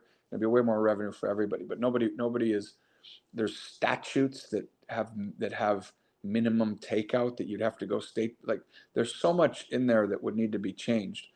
That this idea, it's not a replacement for the pick 3, pick 4, pick 5, pick 6, superfecta, super high 5 wagers. Twin trifecta, if they add it, would be great. But like, multiple combinations of winners. In a 10-horse field, you got to have 4 things, or in 6 races, you got to pick 6 in a row with lots of combinations. Fixed odds cannot account for those possibilities, so it's always going to have to be parimutuel, and that's where the bulk of the play is anyway. Those bets should be lower takeout too, but I think the fixed odds, like if you go to Saratoga, which is your racetrack now, or we go to Keeneland, you're going to have more first-time race goers than at any other racetrack. And if you brought them in and you gave them a menu of wagers, pick A or B in these races at this price, or whatever, like you'd have people learning how to bet in what is today a really intimidating environment, because you're charging them $10 for a racing form. They're opening it up and it looks like the Rosetta Stone for the first time someone's seen it. And, it's not that easy. Now, I love it and you love it. And anyone who listens to this podcast is already converted to horse racing. Nobody that isn't a horse racing fan is going to listen to this. But if you try to put yourself in the position of marketing the business to somebody new, you've got to look at new ways. And I think the fixed odds is the simplest thing we can do. And it's like, for me, it's so much more digestible. I mean, just imagine at Saratoga on an 11 race card, and people make fun of the roulette bet that they try to do in California all the time. And the takeout I made fun of that too. Yeah, I know you were on an island there defending it. The takeout was the problem. And the mistake that I had was that the takeout was the huge problem. It's why it didn't work. But the concept, let's just pretend it was a 5% takeout wager. The concept is killer. It's killer because it would have been great if it was the right takeout. But what they tried to do was they tried to introduce a new bet that newcomers could understand, and then they tried to rape them. Which the whole point of a new bet is to let people win, and then when they win, get more money and put it back through. And the guys that was the problem. But I think when you try to defend any part of it, the people that say what I just said, they get so upset at you. But I think like you're right, which is at the beginning. I mean, a lot of the nuance goes to die in Twitter, but and a lot of people on Twitter, they don't probably give you credit for what you know already. And some people don't understand, they don't even know what you know. But I think, like, if you had I think 5% would be tough, even though I wish it was 5%, but if you had like a 6 or 7% takeout and you looked at racing like a checkerboard, you'd have, like look at the Derby. You'd have horse 1 versus horses 2 through 20 on a head-to-head wager in that race, and there'd be a price on horse 1 beating horse 2 through 20, and vice versa, horse 2 through 20 beating horse 1, with a price that you could go make a bet at.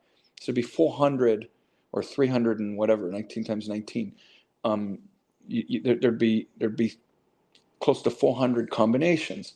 So, and that'd be a fun bet.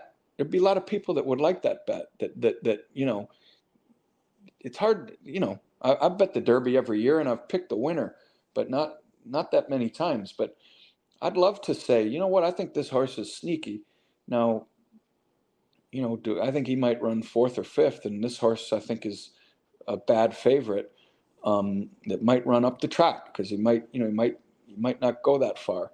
Well, I might get a great price on that, but if I'm right, I'm surely I'm going to get paid because I have an opinion that isn't going to be widely held. But there's no way to maximize or capitalize on that opinion unless there's fixed odds wagering. Unless you're just betting your buddy. Like you and I've made bets on the ride home from the Derby after 10 mint juleps that thankfully I won thanks to your man Amos.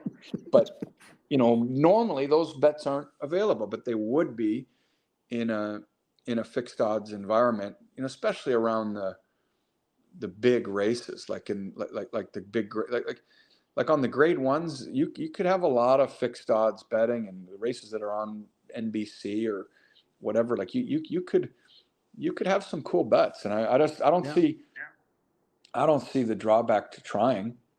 And the thing is, it's going to hurt anything. It's not going to hurt anything. No, and you don't. And look, if you want to be really that, if you're listening and you're a racetrack operator, or you're someone who has some kind of say, if you're that concerned about fixed odds cannibalizing the win place show pool, it's silly. But if you're that concerned with it, you can do different stuff that doesn't exist currently. I think it's ridiculous that there's not a way to bet on who's going to win the jockey meet at Saratoga every summer. It would be so much fun. You get involved. You're watching every day to see what happens, and it's easy. It's not going to take any handle. Every jockey should have an over/under on wins that should be repriced after every race. Every race. Flavien Prat, how many is he going to win? Velasquez, how many is he going to win? Rosario, how many is he going to win? Todd Pletcher, how many is he going to win? Every race. That bet, like it's like over under in baseball wins. It changes every day, and they have a market on it every day. And for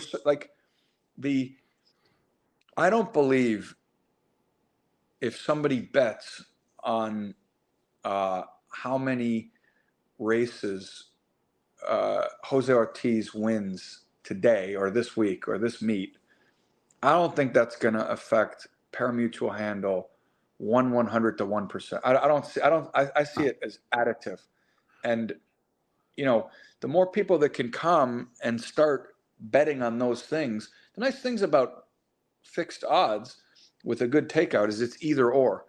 It's hard to hit the 50-cent pick four, and like pick four races in a row with combinations. Like it's hard to hit. Fixed odds, it's like yes or no. Yeah, and people that come to the racetrack, they might lose. I'm sure they'll lose money because they're not as good at handicappers as a lot of people. But chances are, just like I'm not as good of a football handicapper as somebody that's got an algorithm and a model and watches every game. I watch football every Sunday, and I bet. Some years I win, some years I lose, but I feel like I have a shot. In horse racing, I probably don't spend as much time handicapping as I did before I took over Glen Hill Farm, but I can't be as bad. I can't be much worse of a handicapper as I was 20 years ago when I was 24 years old, okay? But I know how much money I bet and how much money I won 20 years ago or lost, and as a percentage of my handle. And I know what I did today, and I don't do as well today, okay? So I would think I know more. I've met you. I've met Paul Matisse. I know Quigley. I know a lot of people that I definitely know way more than I did then. But what's happened is the game has gotten so much tougher because we have that aging consumer who's now dead. We don't have the new people coming in because they've got fantasy sports and fixed odds racing on their phone. And those are in sports that they understand. They grew up playing. They grew up watching. Their neighbors know. They can talk about it. The pricing is better, and the data's free. So if you don't start offering bets or pricing the bets differently than you've done, like we've messed up a business that had a monopoly.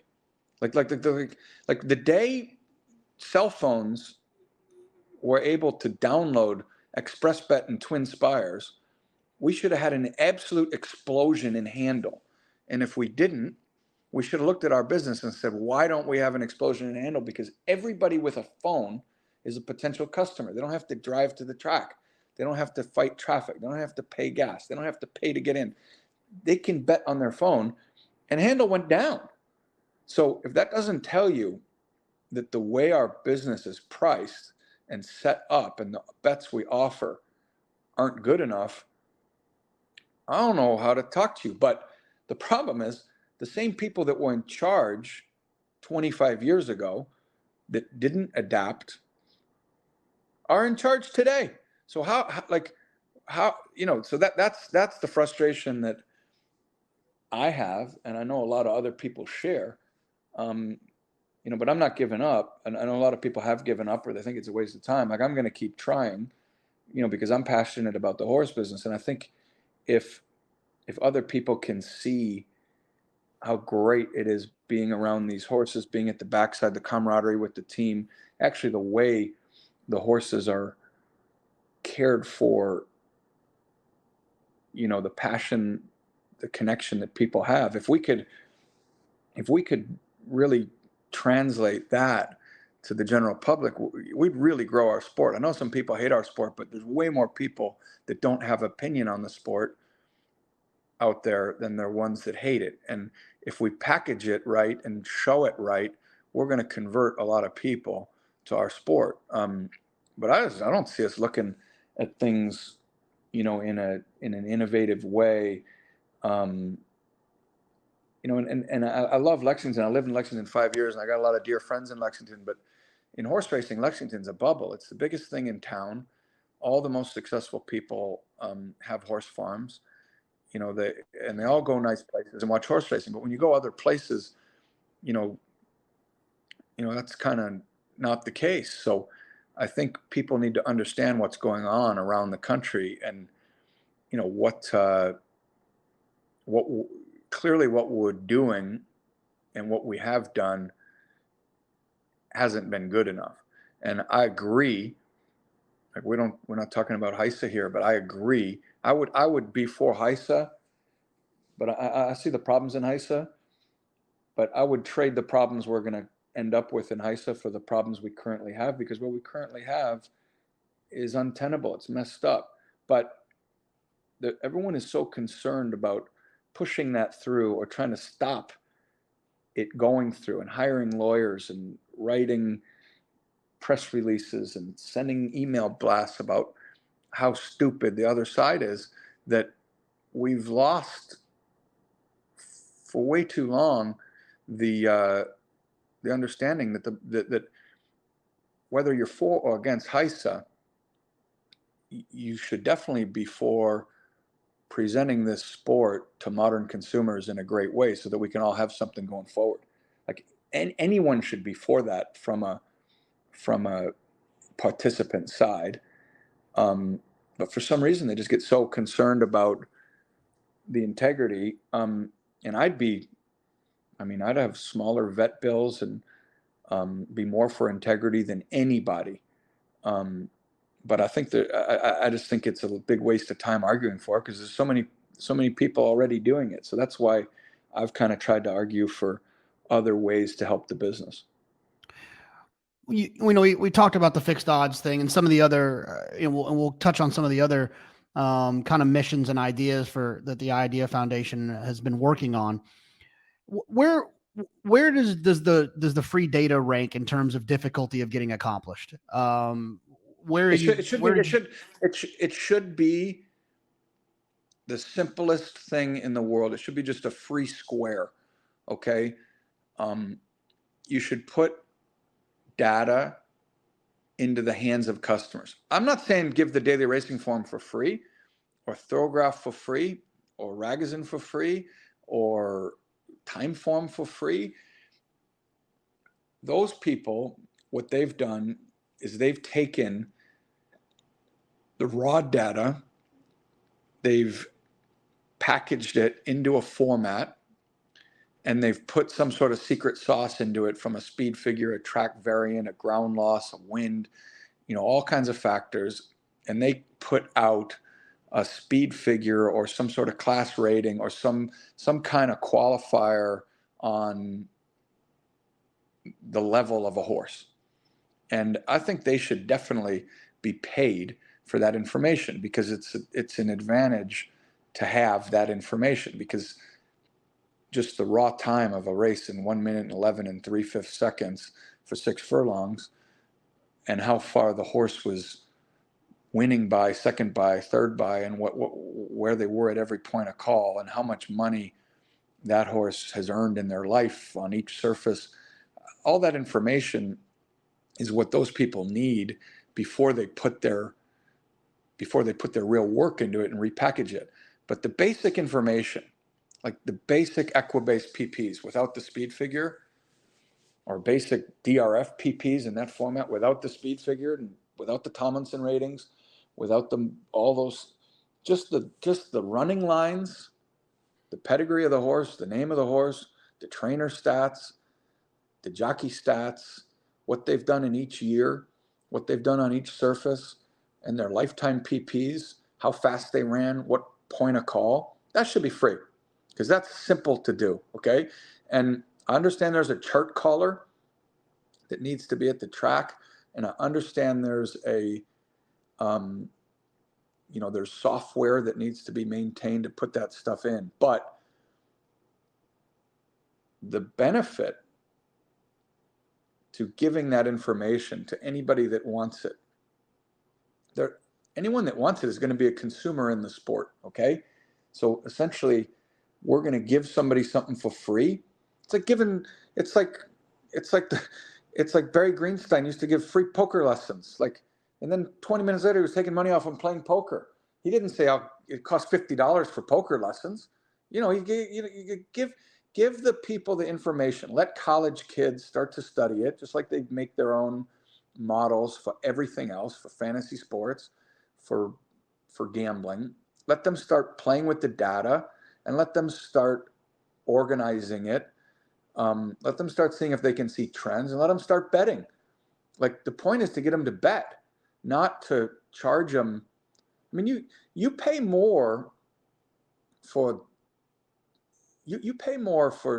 a daily racing form yearly subscription than you would pay annually for Amazon Prime, Netflix, Disney Plus, Paramount, Showtime, HBO Max combined. Okay? That's crazy. That's crazy. So I just said daily racing form should charge, but there's no way they couldn't charge less money, or if they weren't charged so much for that data. It's ridiculous. So the money that Equibase is owned 2/3 by the tracks and 1/3 by the jockey club. I don't know. They don't open their books, so nobody knows what they make. But I don't think it's worth the money that the tracks are getting in a dividend.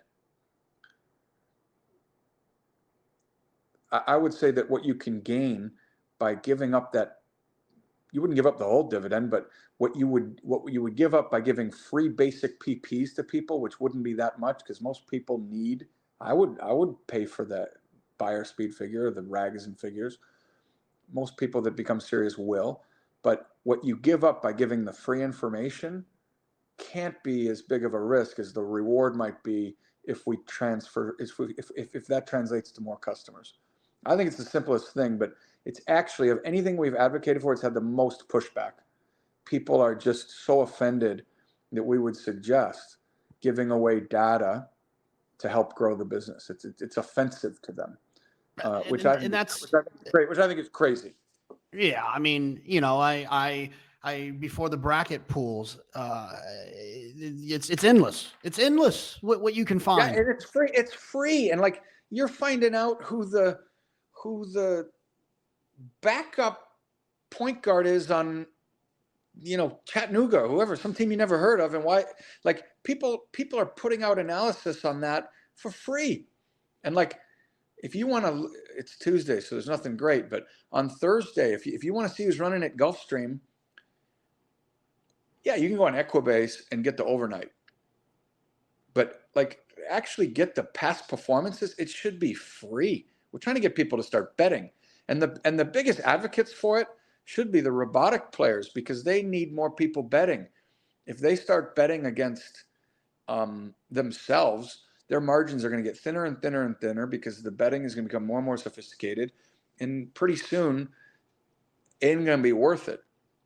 So the only way the reason none of us are, maybe you do better than you used to, but I don't know a lot of people that think they're getting paid better when they hit an exacta or trifecta or pick 3 or pick 4 than they did 10 years ago. The business has got way sharper. And, that's because all the bad players are broke because they're winning less when they win.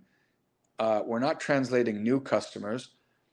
And the robotic players are playing in a lower takeout with better technology. So they're just going to keep eating everybody else. Like, I'm not against the robotic players. I think we need them for the liquidity in the pools, and I wish we had more of them. But they'd do better if we all had a lower takeout. Their rebate would go down, but they'd win so much more in the pools that everybody would do better, and then there would be more money churned through, and they'd end up actually making more money. But they want their rebate because they don't. The more they bet, the more they win based on their model. But most people, 99.9% of handicappers and probably 2/3 of the handle would be much more in favor of a lower takeout and a subsequently lower rebate and win money in the pools than get more money from your rebate. You just would. It would be better. And then people churn handle. They churn rebate too, obviously, but they churn handle quite a bit. They churn winnings quite a bit, like when you get your rebate at the end of the month. So, or I do. So that's kind of where I would come from. But the data, it's so silly. I mean, it's really disappointing that, and you'll find certain racetracks, like Churchill, Mike Ziegler, he'd be fine with free data, I think. Not putting words in his mouth, but he wouldn't have a problem with it. But small tracks are against it. And a lot of the people on the Equibase board, they don't bet. So, the problem there is, like any business, like I don't have great hair, and my dad was bald and my grandpa went bald. So we had to talk to people that use shampoo. We couldn't just tell them what they should do. It's not even being funny. That's what we do. We got people that don't use our product running the business. It's the most bizarre thing in the world. Yeah, and it's like, I think about it when I first started playing. I was in Texas and I had a Twin Spires account before Texas and Twin Spires started beefing. And I remember that if you would bet $1, and this is what I was, I'd deposit $60 or $75 and just try to make it work for the night or whatever. You could bet $1 to show at a racetrack, and you could get the Brisnet past performances for any racetrack for free. And so it allowed me to look at a lot of races, because I wasn't going to spend the $6.99. I only had 75 to bet with. I'm not going to get Evangeline Downs and just to be a sicko. And so I would have to try to get it for free. But it's like that barrier to entry now is just, it's not easy. And they wouldn't be giving up very much.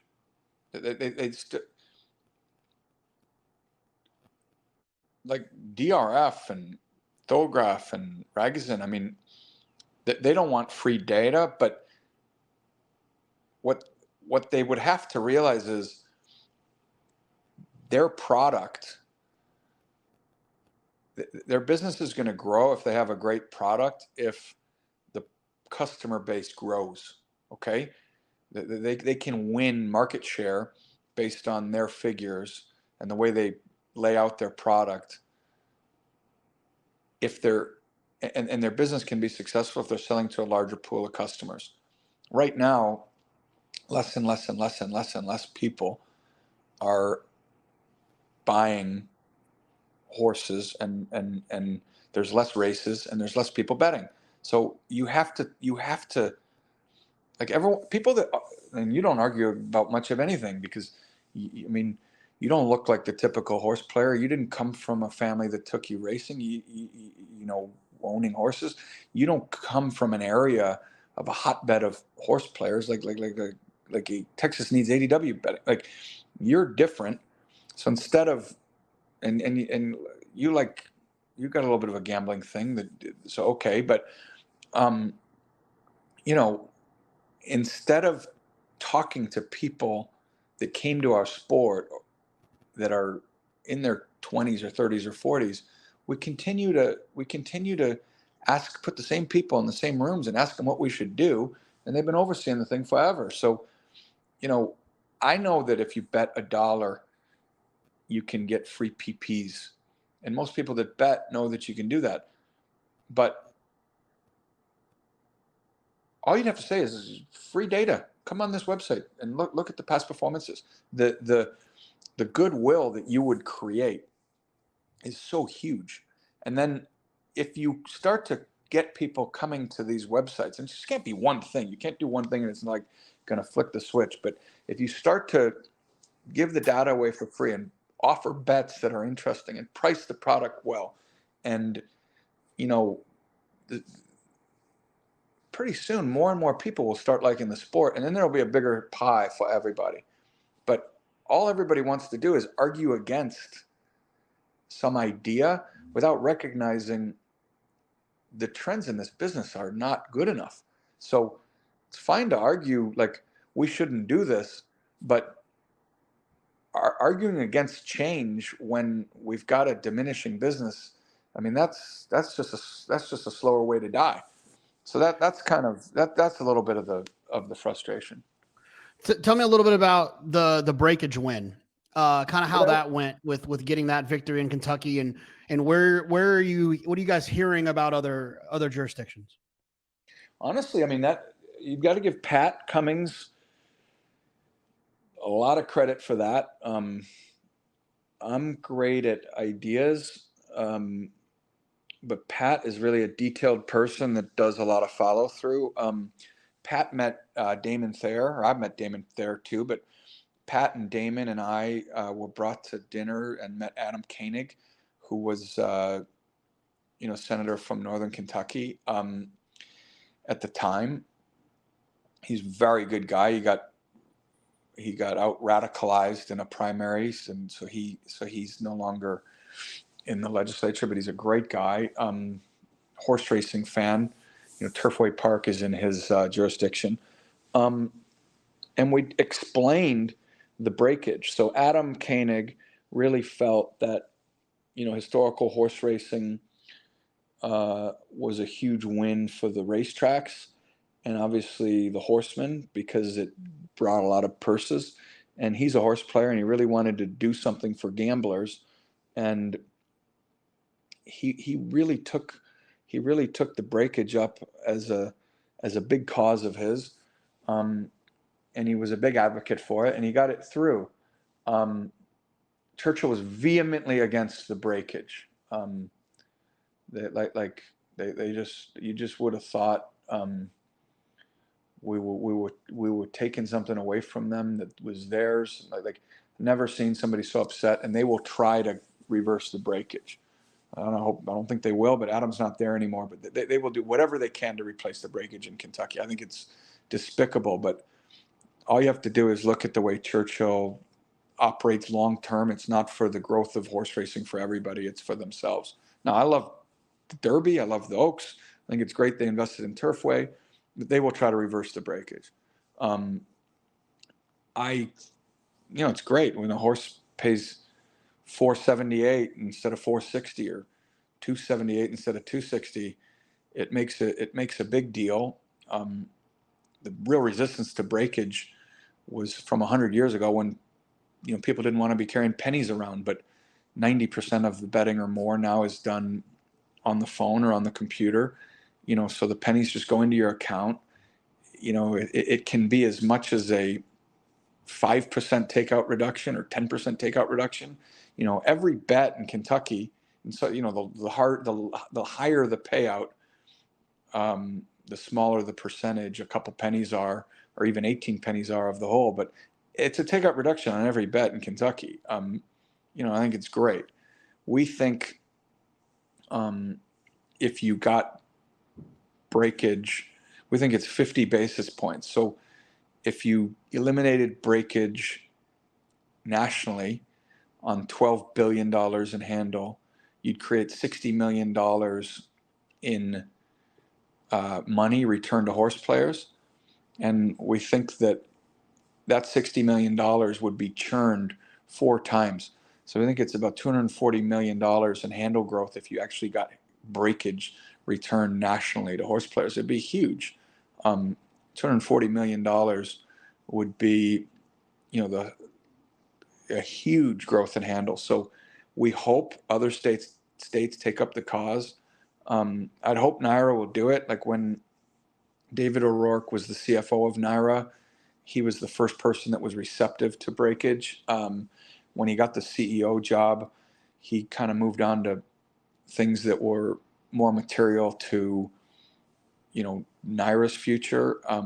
But we'd love another crack at him and at that organization, because I think Joe Applebaum really understands horse players. I think David O'Rourke understands the revenue. What they've done in the, about kicking the robotic players out of the win pool, I think is great. I would think I think there's a chance there, but nothing imminent. But I hope it happens sometime in the next few years. And I would think other states, once they really explain, where that money is currently going and where it should go, I think they'll start to adopt it. But it's changing, getting laws passed in state legislatures is a lot of work, a lot of process, a grind. Like, we're really thankful to Damon there and Adam Koenig for doing it in Kentucky, and I pray that it stays. I mean, it really should, and I think it's a nice benefit. And it's the Breakage was not Thoroughbred Idea Foundation's. We weren't the inventor of getting rid of breakage, but I would say there's no way it would have happened without us. And I'm proud of it, and I'm really proud of Pat, because it's a big win for Pat that I couldn't have done myself. I don't have the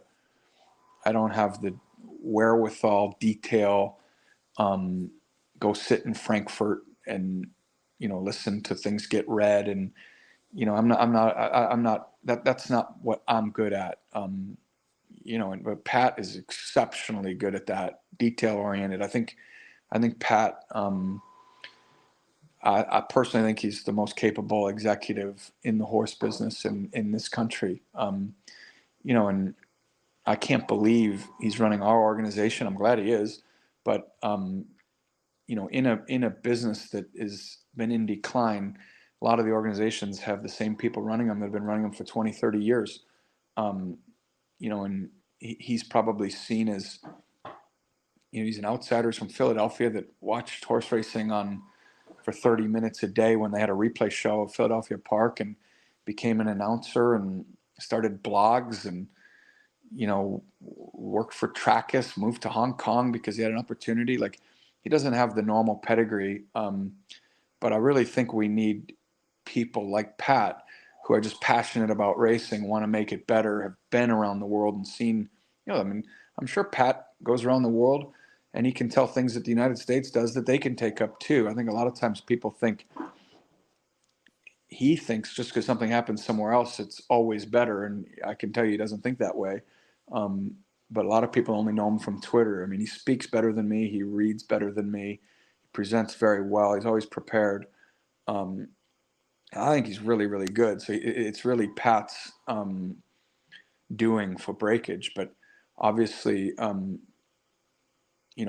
we were I started the TIF, and we kind of have been the main source of funding for it. But we've raised money from other owners and breeders that it's really, really helpful, and hope to continue to do so. But I think the world of Pat, and it's really because of him that we got the Breakage. It's because of him that we're getting the Category 1, in Oklahoma. It's coming now in Ohio.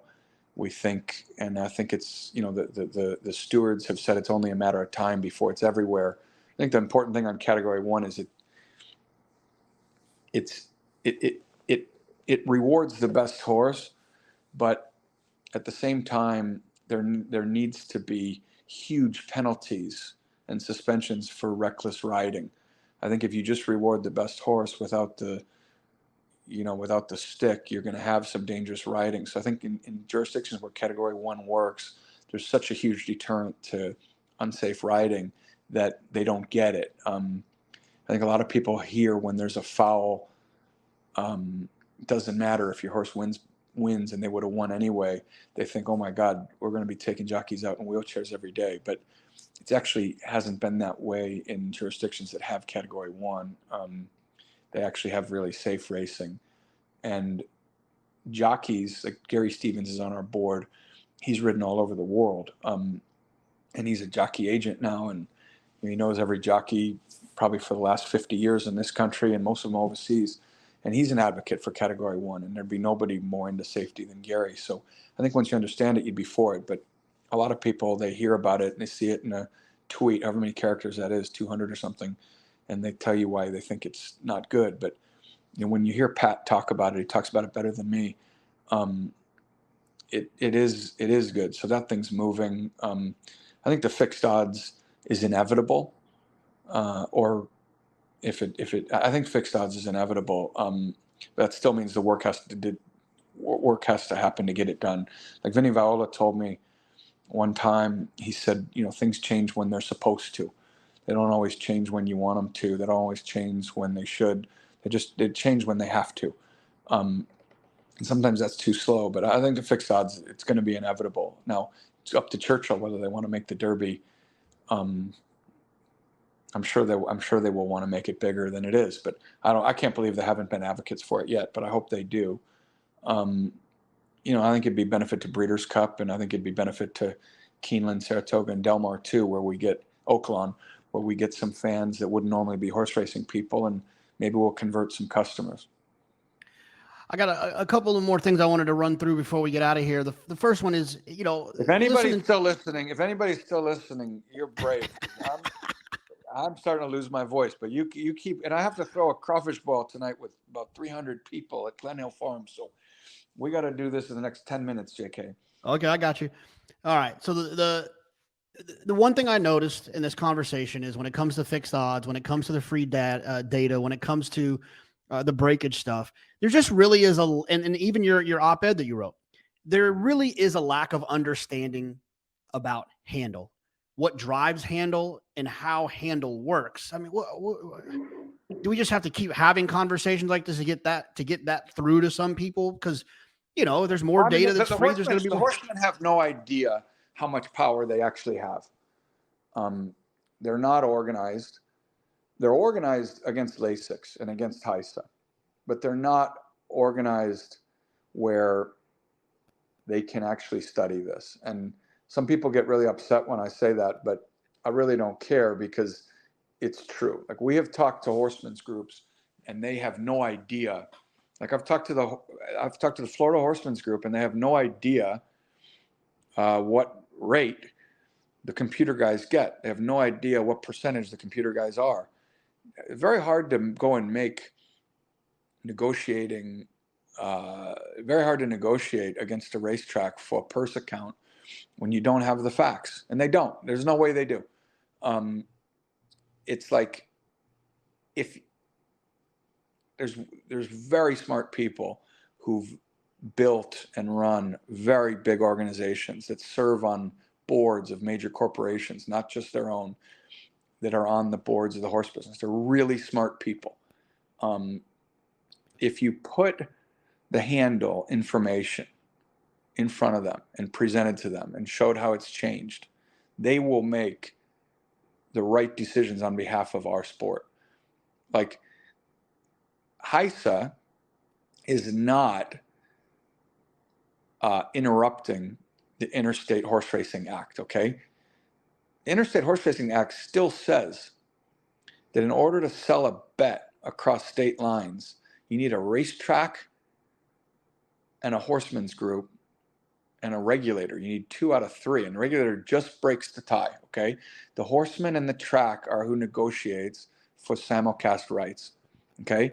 So horsemen should demand this information, and then they should share it, okay?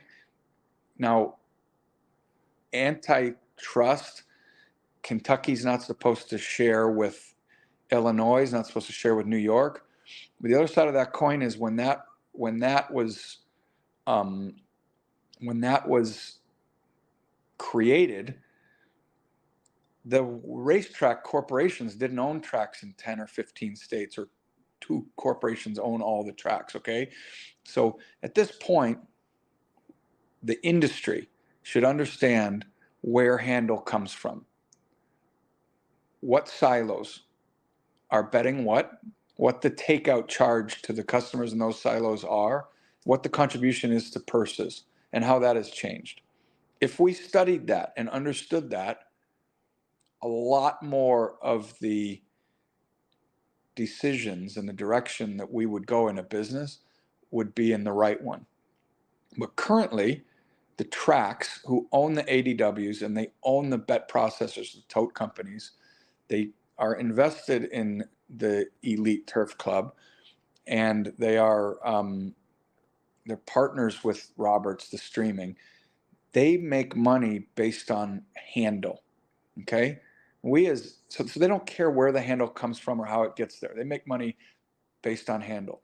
We as horsemen and we as fans and gamblers should be much more concerned with how little of the handle is actually coming from the general public, because the revenue from the general public, dollar for dollar, is way more. For a dollar bet by you or me, and you're a big bettor, and I'm a big bettor, but a dollar that we bet is worth way more to the purses and to the benevolence of the industry, all the aftercare, all the backstretch programs, all the money that's bet when we bet goes to support the horses, the people, the purses, way more than when Elite Turf Club bets. It just does.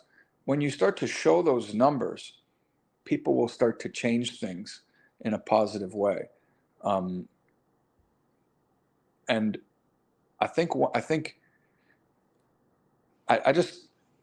can't believe that we don't have eyes on that information as an industry. We should be demanding for it. We should be demanding it. Marshall Graham, who was on the wagering committee and he's on the TIF board, I forgot to mention him. I don't know why. I mean, he'd have a great understanding of horse racing economics because he owns a lot of horses and he bets way more than, most people. He'd be an advocate for this. I mean, it's like people that bet and own horses, that they would understand how this business is, and they'd be big advocates for more information and better analysis of it. The tracks would be vehemently against it because the tracks own the tote companies and they like it how it is. They've made a lot of money. But long term, it will be better for all, including the tracks, if we can grow this business and get more customers and position it the right way. But right now they've made a fortune off of this business. I mean, you look at Churchill's stock price. I mean, they're a gaming and technology company that hosts the Kentucky Derby. You think about the value of Stronach with the Twin Spires, with ExpressBet, and the technology properties they have. I mean, they've done remarkably well in this business while the business has declined, while there's an aging fan base, while there's less horses born. They've continued to do well. So at some point, the horsemen, the rank and file horsemen, and then the Jockey Club Breeders' Cup, I'm not on the Jockey Club, but the Jockey Club Breeders' Cup type horsemen, they need to get together on some of these issues, because the tracks have been such a beneficiary because the horsemen are really the ones that have the negotiating power, as we all know, because one vote for a horseman, if you own one horse, you're a member of the HBPA, and if you have 100 horses, you're a member of the HBPA. There's a lot more people own one than 100, and the horsemen they're able to control the HBPA boards. But when they get in there, they've really been successful in, one, getting good purses because they've gotten the slot subsidies, and two, keeping the uniformity and the HISA type stuff out. Now we'll see. I hope the HISA comes through, but I'm not going to argue it doesn't have a lot of problems. But once this, my hope is that once this HISA happens, the horsemen are still going to have their power, and they're still going to be the ones that have to negotiate the purse account with the tracks. But once they've stopped fighting the HISA, which is hopefully will happen soon when it comes through, they're still going to need to figure out how to position our sport as the representatives of owners in a better way. Because right now the tracks are just having a field day doing what they want, and they've really benefited from the war between owners and the different class of owners, if you will. And maybe I don't think I'm a conspiracy theorist, but maybe that's too far afield for some, but I actually don't think so. I think the tracks have been a huge beneficiary of the disorganization in the horse business. Craig, how can people get behind the Thoroughbred Idea Foundation? How can they support it? What do you guys need from people that are potentially listening to kind of help these initiatives to get some of these things going in the right direction? I don't think we're ever going to be everything for everybody or what everybody wants. We're not completely a gambling organization, because we've got a lot of owners, and they have owners issues too. So I've heard from good friends of mine, that we don't go far enough. And then I've heard from friends of mine on the horse side that says, all you guys talk about is gambling.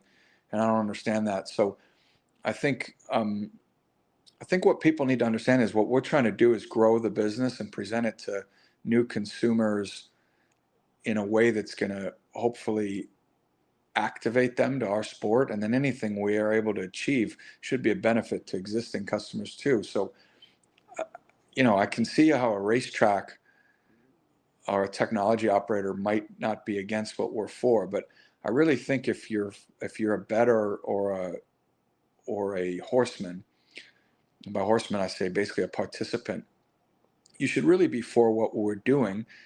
And I think if owners and gamblers started speaking more, really originally that was what I was trying to do, was find the commonality between owners and gamblers and build a organization that the tracks would have to listen to, because the owners control the product and the gamblers bet the money.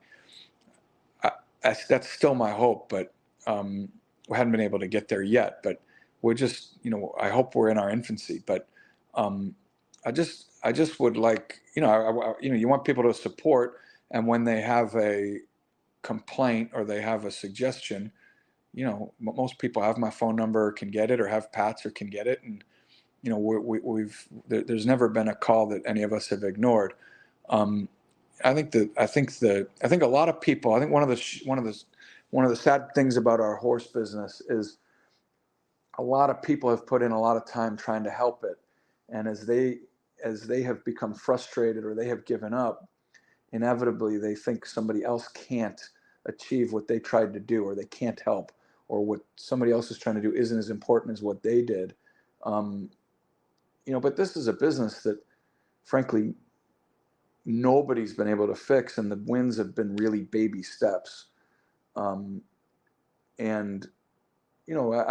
would just be looking for support, because what we're trying to do, I think we've made a little more headway than some of the other people that have tried to help it from a consumer and gambler, horse player standpoint. And we'd just sort of be looking for support there, just publicly. But, I know there's going to be people that, they still have their issues, and that's obviously fine. I think the horsemen really need to understand that we're trying to grow the revenue in the business. I don't think high purses from slots or from historical machines or from casinos, it might help the industry, because there's prize money, and the prize money drives the activity in the commercial market. But long term, if we don't have a lot more people betting horses, horse bettors are really the biggest advocates for our sport. And horse bettors, up until even today, are still the source of all of our gamblers. All of our owners. Almost all the owners today started out going to the track with somebody that took them to the track.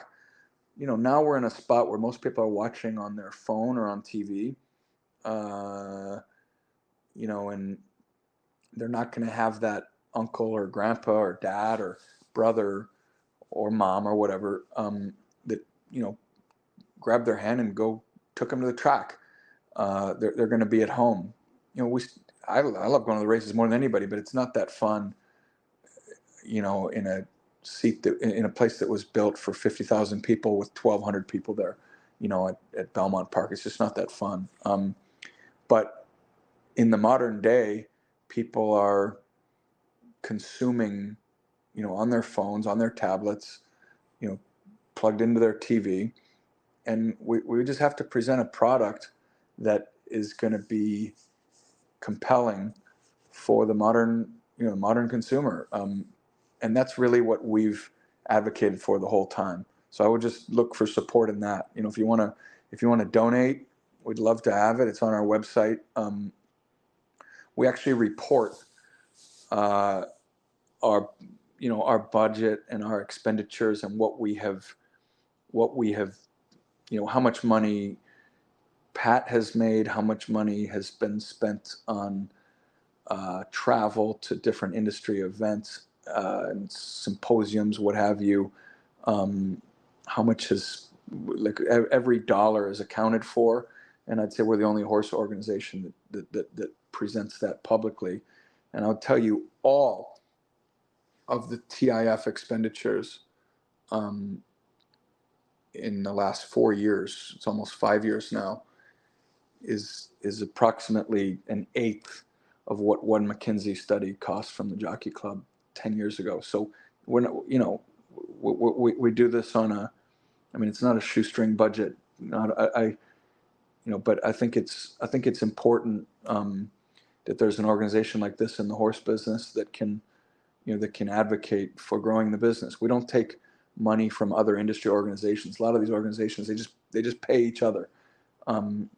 Money goes from one to the next, to the next, to the next, to the next for all of their, for all their things. And they're super highly paid executives. Ray Pollock doesn't do it anymore, but you can Google it. Like if you write Ray Pollock President's Day, he used to write what all of the supposed not-for-profit managers that are there to help the horse business, the top 20 salaries. You wouldn't believe the salaries paid to people in the horse business that are supposedly helping our business.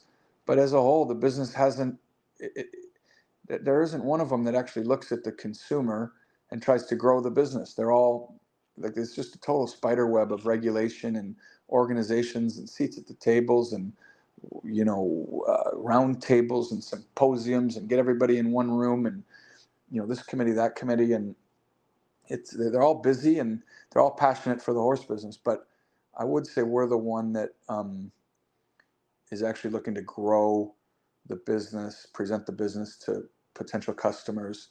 It might not be what everybody would do if they were running it or they had started it or they were on the board of it, but it is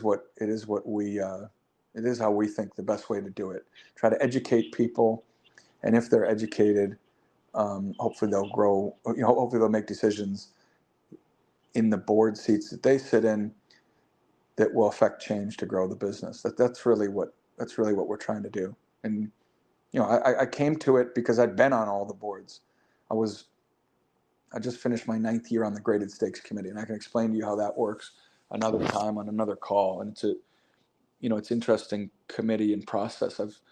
I was chairman of the racing and nominations for Breeders' Cup, so I've been in I can't tell you how many people I have listened to talk about drugs and regulation and medication and withdrawal. I've done it, but in all these meetings, I've never heard who's betting, why are they betting, what else are they betting on, how do we grow that? Like I've never heard it, and it's amazing that in all these organizations it isn't brought up. I got voted off Breeders' Cup, and there's no more wagering committee. So, Drew he's passionate about the wagering, and in his op-ed, they talked about the handle and how much they appreciate the horse players, but there's no more wagering committee. And I think giving horse players a voice to, it doesn't matter what audience, but when horse players are actually, it matters the audience more than it matters the board itself. Like when horse players have a chance to talk to people with a huge stake in the business, I think they find that they have so much in common because they want an improved business. But for some reason, a lot of people think gambling's a 4-letter word, and like, oh, we don't even want to discuss gambling in this committee. Like, I don't gamble, and I don't think this is a gambling sport. We're in Ocala. If you go to the World Equestrian Center, it's the most beautiful place you've ever seen. They have so many different horse disciplines. They've got Chanel stores. They've got, they've got 200 Range Rovers in the parking lot. That's a sport. They race for ribbons and trophies, and they don't have prize money, and there's no gambling. That's a sport. Ours is a business. It's a commercial business that's driven by, the revenue model has always been driven by horse players and by betting on horse racing. And if we forget that, or we try to ignore that, we're going to lose our sport. And that we have really, or I have really tried to speak to that. Now, I've never talked for 2.5 hours in my life about it, but it's gone by fast, and that's kind of what we've gone for. I love it. Craig, I appreciate you taking the time. I wish I was there on this. I've heard about these legendary crawfish boils at Glen Hill Farm, but you'd be the best person, because when you spill all that Cajun stuff, no one would notice on your shirt. Craig, I appreciate the time, and we'll talk soon. Have a good one. Okay. Nice, yeah. Take care. Yeah, look, he was doing all right. I thought his voice sounded fine. I really have heard about these legendary crawfish boils. You heard him. He said he's having 300 people. It's the OBS sale in Ocala. So I think that he just invites everyone that's in town, all the agents, all the consigners, everyone, and to come over to Glen Hill Farm for a crawfish boil. So I wish I was there, but instead I think it's not snowing outside, but it is snowy. If you stuck around for that, I appreciate it. And I want to reiterate, when you see Craig or Pat posting these white papers or posting their victories, the Thoroughbred Idea Foundation, retweet those. If you disagree with something that they're saying, have a conversation about it, because they're just trying to move the ball forward. There's nothing else that they're trying to do but move the ball forward and to help this industry. If you're inclined to donate to the cause, please do so. I think their message is it's working. It's probably not working at the pace I think they would like, but that's just everything, right? It's everything's slow, especially when you have to work through hundreds of years of tradition. You got to work through some legal issues, state level and at the national level. And then you got to basically try to pry money out of people's hands that don't really understand how the moves we're trying to make are going to give them more money. It's a lot. So want to thank our friends at Qatar Racing again for partnering with us on JK+1. Want to thank PTF, Drew, Spencer, Matty Ice, Michelle, Billy. Who else? Who else am I forgetting? Maggie, Acacia, and all of you for listening. Subscribe, retweet, tweet, comment, YouTube, Twitter, everything. Next week, I am recording. It's already booked, locked and loaded. 2-hour session in New York City with the one and only Angel Cordero with video. It's probably going to take a week to edit, so I'm going to record it next week. It probably won't come out until the week after that, but know it's coming. It's locked and loaded. Thanks so much, and we'll see you next week. I need to know everything, who and the what and the where, I need everything. Trust me, I hear what you're saying, but act like it's new what you're telling me. I'm curious, George, I hop in the Porsche, 5 and a horse, I'm ready for war, I'm coming for throats, to turn to a ghost, I need to know everything. Now you be surprised at the info you get is by letting them talk, so I'm letting them talk.